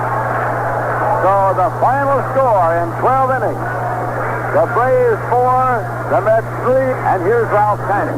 Well, Lindsay, they made a picture called Angels in the Outfield a few years back that was done about like this ball game. You would have to see it to believe it. The Mets led by a score of 2-0 in the first inning and a 2-run home run by Don Clendenin.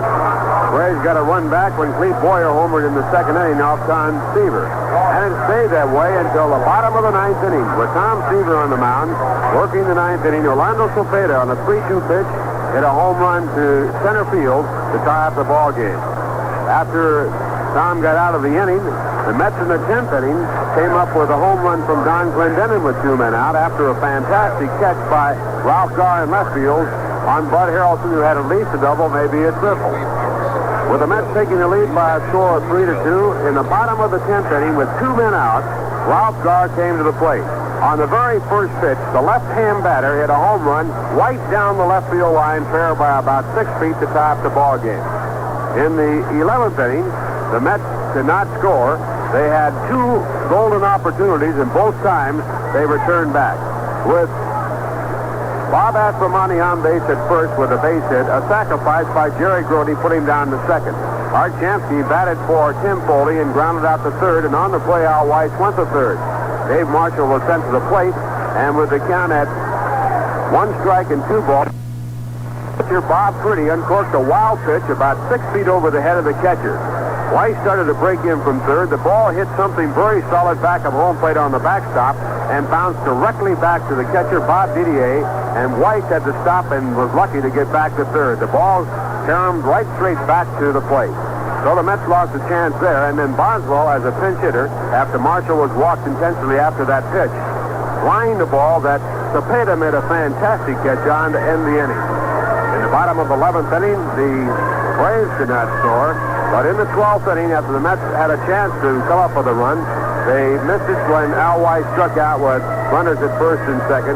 The Braves with a 2-out home run on the very first pitch once again. Ralph Garr with a home run again straight down the left field line, fair by about 5 feet, won the ball game by a score of 4-3. The winning pitch in the ball game was Bob Priddy, who was hit hard, line drives all over the place. He worked 2 innings, gave up no runs, allowed 3 hits, struck out 1, and walked 2. The losing pitcher was Ron Taylor. Taylor working 1 2/3 innings. WIZR-FM. The difference in the ballgame, the home run by Richie Allen in the second. National League 1, the American League nothing. And now the 1-1 delivery, swung on a ground ball, foul outside first base, and this one close to the line. Ball 1 and strike 2. Well, the American League kind of talking about this year because they won in 1937, 1947, and 1957. So they think possibly, if form holds true, they could capture this one, and they trail by a run.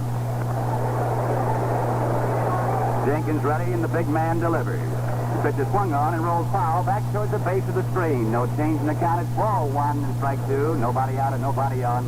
Play here in the last half of inning number 4. Jenkins pretty much is a fastball pitcher. He tries to overpower the hitters, although this year he has come up with a little bit of a slow curve, which has made him much more effective. Delivers outside now, and the count levels at 2-2 on Rod Carew. Rod now asking for the rosin bag. I can remember this spring. His manager, the manager of Jenkins, Leo DeRocher, telling us that this young man was going to be awfully good. And last year, with Philadelphia and the Cubs, Jenkins, a 6-game winner, he dropped 8. And he has come on strong as predicted. Pitch is swung on, foul back up toward the press box. It's ball 2 and strike 2. And Rod Carew kind of pecking away up there at home plate. The manager of the California Angels, Bill Rigney, coaches box at third. And the Brett, the little guy, and what a guy, Eddie Stanky, the manager of the White Sox, now in first place in the American League, the coach at first base. Ed Runge, who lives in San Diego, working behind the plate. And the pitch.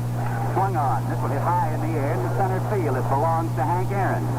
Hank is under it, and hangs on to this one for out number 1. Here comes Tony Oliva. Tony, strikeout victim in the first.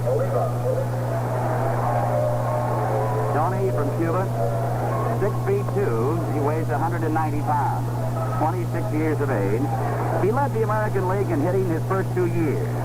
Last year, he was second. A lifetime average in the American League of 318. He's a great one. Takes a peek at a change of pace outside. Looks it over well. It's ball 1. 1 out of nobody on the last half of the 4th inning. Oliva got off to a very slow start this year, mainly through injury problems. Torn ribcage muscles, whole muscle in his legs, various other injuries. But he started to hit in about the last 2 or 3 weeks, has gotten his average up considerably. He's just a good hitter, Tony. He'll be up there when the season is over. And now Jenkins bends the curveball across to even the count at ball 1 and strike 1. Jenkins quickly ready and the 1-1 delivery. Swung on, hit a long way, foul upstairs down the right field line. Ball 1 and strike 2. After once a year, mid-season, the stadium just becomes engulfed with greatness. Of course, the American League missing badly Frank Robinson and Al Kaline, the 2 top hitters in the American League. They're both out with injuries. The next delivery. And Tony Oliva kind of flicks this one foul upstairs on the left. He just sprays it away. So he stays alive up there. It's ball 1 and strike 2.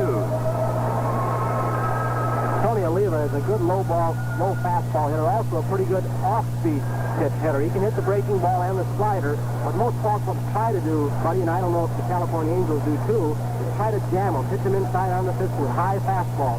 He has the ability to foul these pitches off, though, many times as he did this last one. That's right, that widespread stance. He'll go to the opposite field. A ground ball up the middle into center field for a base hit, and Tony Oliva is on. And that is hit number 2 for the American League. The other one, a base hit smashed up the middle by Tim Fregosi in the 3rd. Here's Harmon Killebrew, big man of the Minnesota Twins. And he is some kind of big and strong.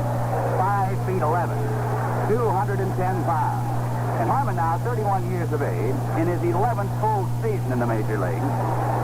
He has collected already 336 home runs. 5 times he has hit 40 or more home runs in a season. And 4 times he has led the American League. He swings at a curve, gets a piece of this one, and fouls it back towards the base of the screen. Strike 1 to Killebrew. As we view play here in the last half of inning number 4, 1 out, and Tony Oliva with outstanding speed at first base. On deck, Tony Canigliaro. Killebrew, none for 1 in the ball game. A straightaway stand. And a squeezing the sawdust out of that bat handle.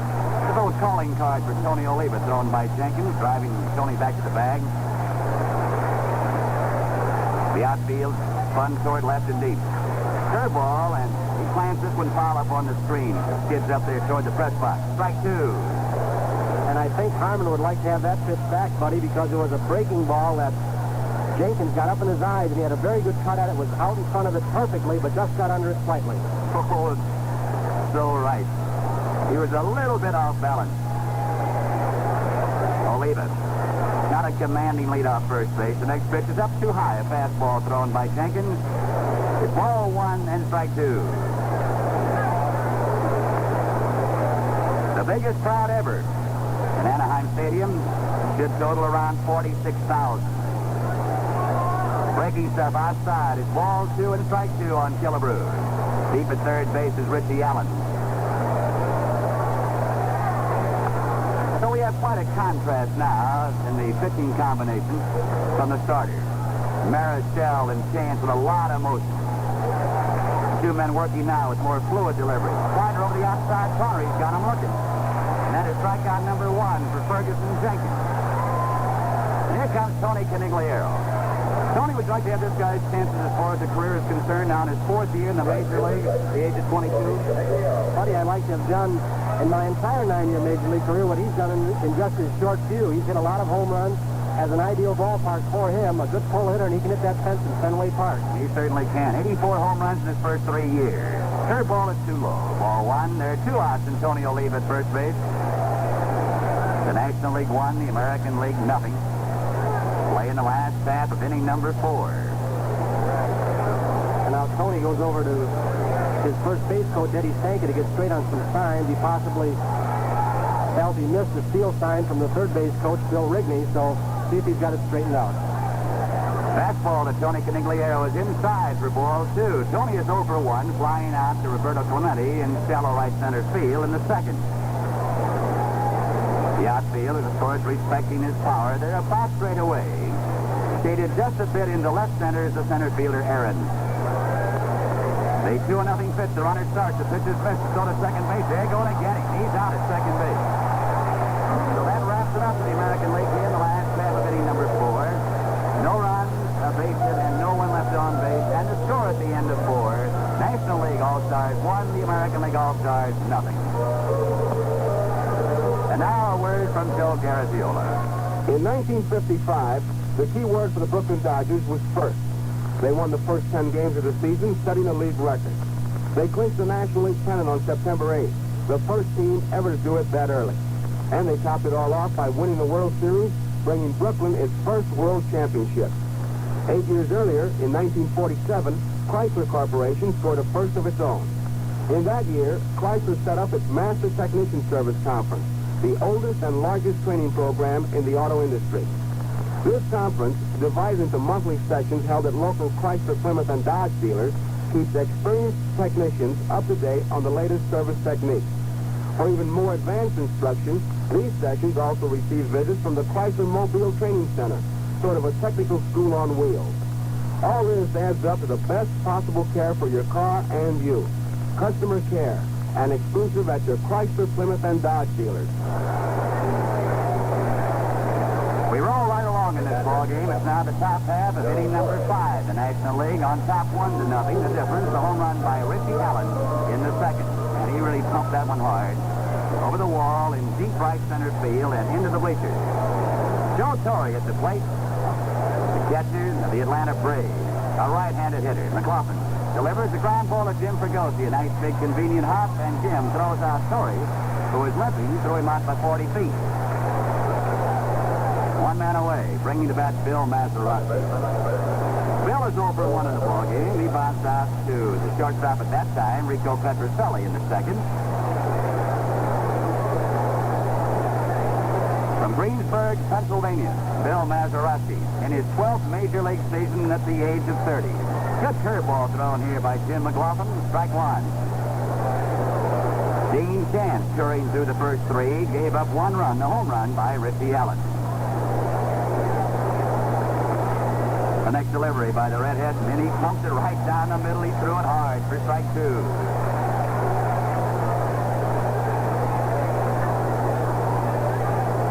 Jim McLaughlin, the age of 23, has come of age as a major league pitcher. The 2-strike delivery, swung on a ground ball to Fregosi, digs it out, straightens up, and throws out Mazeroski. 2 outs here in the top of the 5th inning. And here comes Gene Alley. A young man who has come on strong in the past 2 years from Richmond, Virginia. And Gene was 27 years of age yesterday. Tall, slender, right-handed hitter. 2 outs and nobody on. The top of the 5th. Alley is 0 for 1. The pitch by McLaughlin, the curve over the outside corner. Whacks this one over the outer edge of the plate for strike 1. Harry Walker, the coach at third. Herman Franks at first base. Fastball, he had him jammed, but it's inside. Ball 1 and strike 1. Buddy, you've seen so many pitchers come up in your tenure as a broadcaster and seen so many with the great ability that McLaughlin, but he seems to have that quality of maturity, that poise on the mound. Nothing seems to rattle him. And this has come about in only the past 3 months, Tony. Still a young man just throwing the ball hard without much of the purpose. He had never had command of the ball game, and now he does. He's nice and free and easy out there. The count 2-1 on Alley, the next pitch. And he thunders it down the middle. And the redhead's thrown hard. Ball 2 and strike 2. He seemingly put it all together in the month of May. And it's unusual. This young man is now in his 6th year of professional pitching. It always just kind of flopped around. The 2-2 pitch, curveball, fouled back and out of play by Gene Alley. No change in the count. It's ball 2 and strike 2. There are 2 outs here in the top of the 5th inning. The National League 1, the American League 0. McLaughlin seems to be indicative of what's happening to this entire California ball club, doesn't he, buddy? This whole ball club could be said of. They are coming of age. They're putting things together and winning a lot of ball games. They sure are. They've won 22 of the last 35. There's a pitch in for called strike 3. So McLaughlin records strikeout number 2, and the National League down without commotion here in the top of the 5th inning. Down in order, nothing across. And the score at the end, the 4.5, National League 1, and the American League, nothing. Well, now that summer is in full swing, are you spending much time outdoors? You know, sun and wind and swimming can be great in limited doses, but too much can leave your eyes smarting and bloodshot. Now, don't you let tired eyes slow you down. Get help fast with Double Action 20/20 eye drops. You know, just a couple of drops of 20/20 will relieve and clear up tired, bloodshot eyes in minutes. You see, 20/20 is medicated and acts as a decongestant to reduce swelling and redness. Close work, bright lights, or blazing sun, smoke or fog, any of these external irritations can cause pain, swelling, and redness. And Double Action 20/20 soothes fast, relieves fast, cools and clears your tired eyes. And the 20/20 applicator bottle is easy to carry with you and easy to use any way and any time at all. So this summer, after your eyes are tired, use Double Action 20/20. And just remember to carry along the two-way eye drop. Soothing, cleansing 20/20. Right fielder, Tony Canigliaro.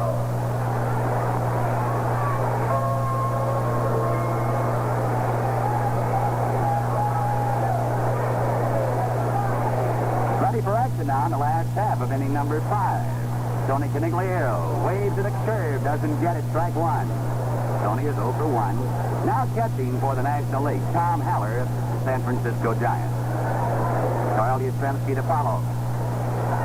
Another curve, same result. Swung on and missed by Tony. It's strike 2. Ferguson Jenkins is on the mound. Big right-handed pitcher from the Chicago Cubs. Yes, sir, the Angels have won 25 of their last 33. Pitcher swung on it high in the air, back toward the screen in pursuit. Tom Haller looks up, and this one lands atop the screen. And the count remains strike 2. Buddy, we've got a little more activity in the American League bullpen. A left-hander, Gary Peters of the White Sox, has begun to throw down there, so he may be the next pitcher for manager Hank Bauer. So the parade of talent continues. It's strike 2 on Tony Canigliaro.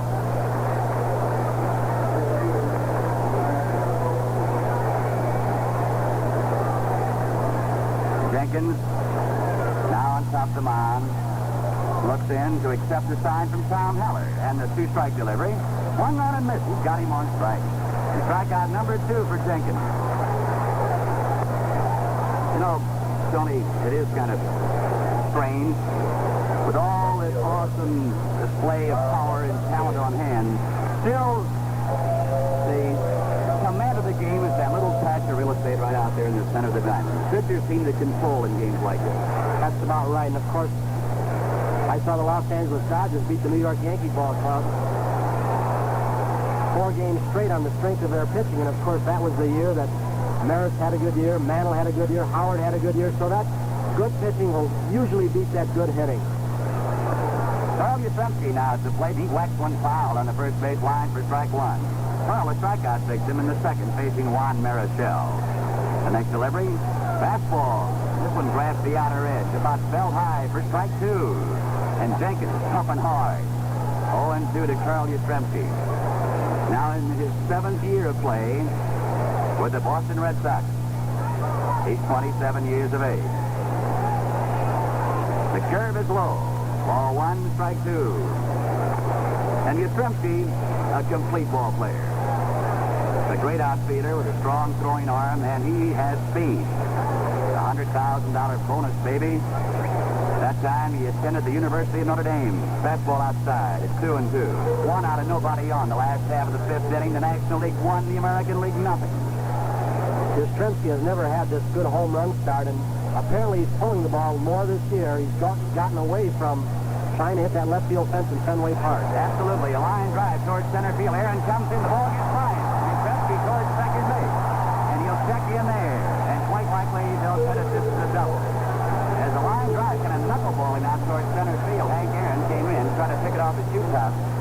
gets away from him. It'll be a double for Carl Yastrzemski. Yes, you know, you were mentioning, Tony, about him pulling the ball. He is now. He had always previously gone to the opposite field. His high as a major leaguer is 20 home runs, and already this year he has collected 19. The tying run now at second base and 1 out. Tying run being carried by Yastrzemski. Bill Freehan at the plate. He checks his swing and takes low and outside for ball 1. Freehan struck out in the third. Bill off to a good start this year. The past 2 seasons, he has just been battered and beaten to a pulp. Now with injuries periodically and damaging injuries the past 2 years. An outstanding receiver is Bill Freehan, the Tigers. Curveball misses the outside corner. 2-0 to Bill Freehan. The reason you have activity now in the bullpen is Jim McLaughlin is scheduled next.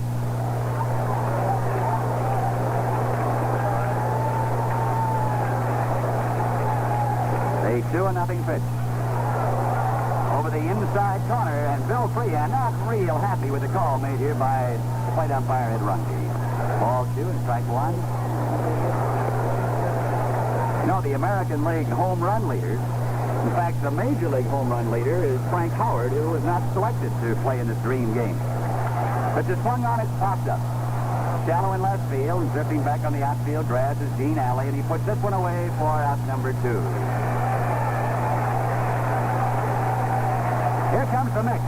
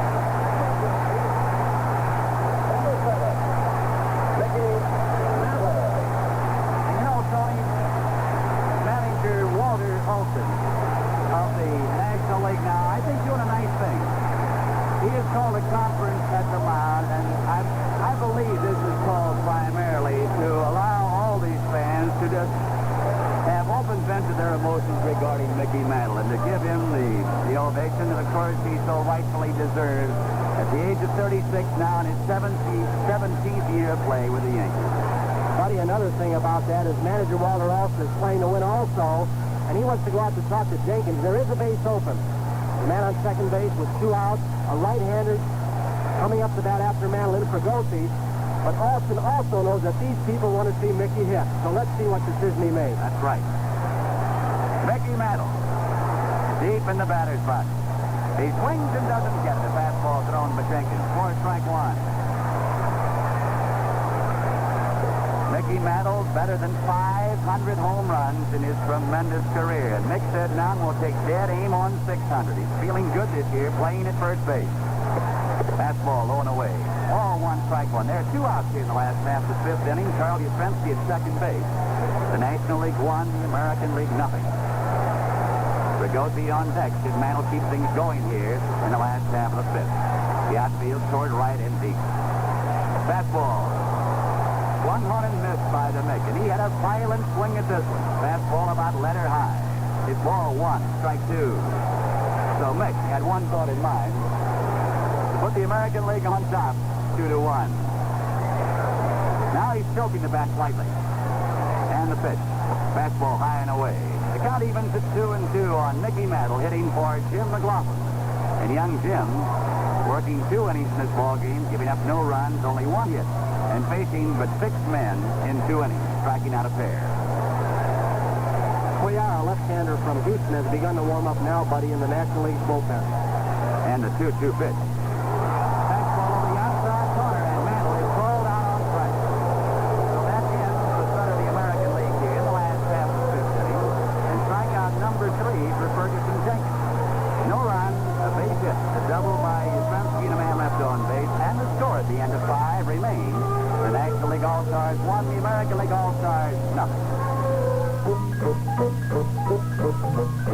Hey, Mick. Mitch, suddenly I've got an itch to switch to one of those new longer cigarettes. Great, Skitch.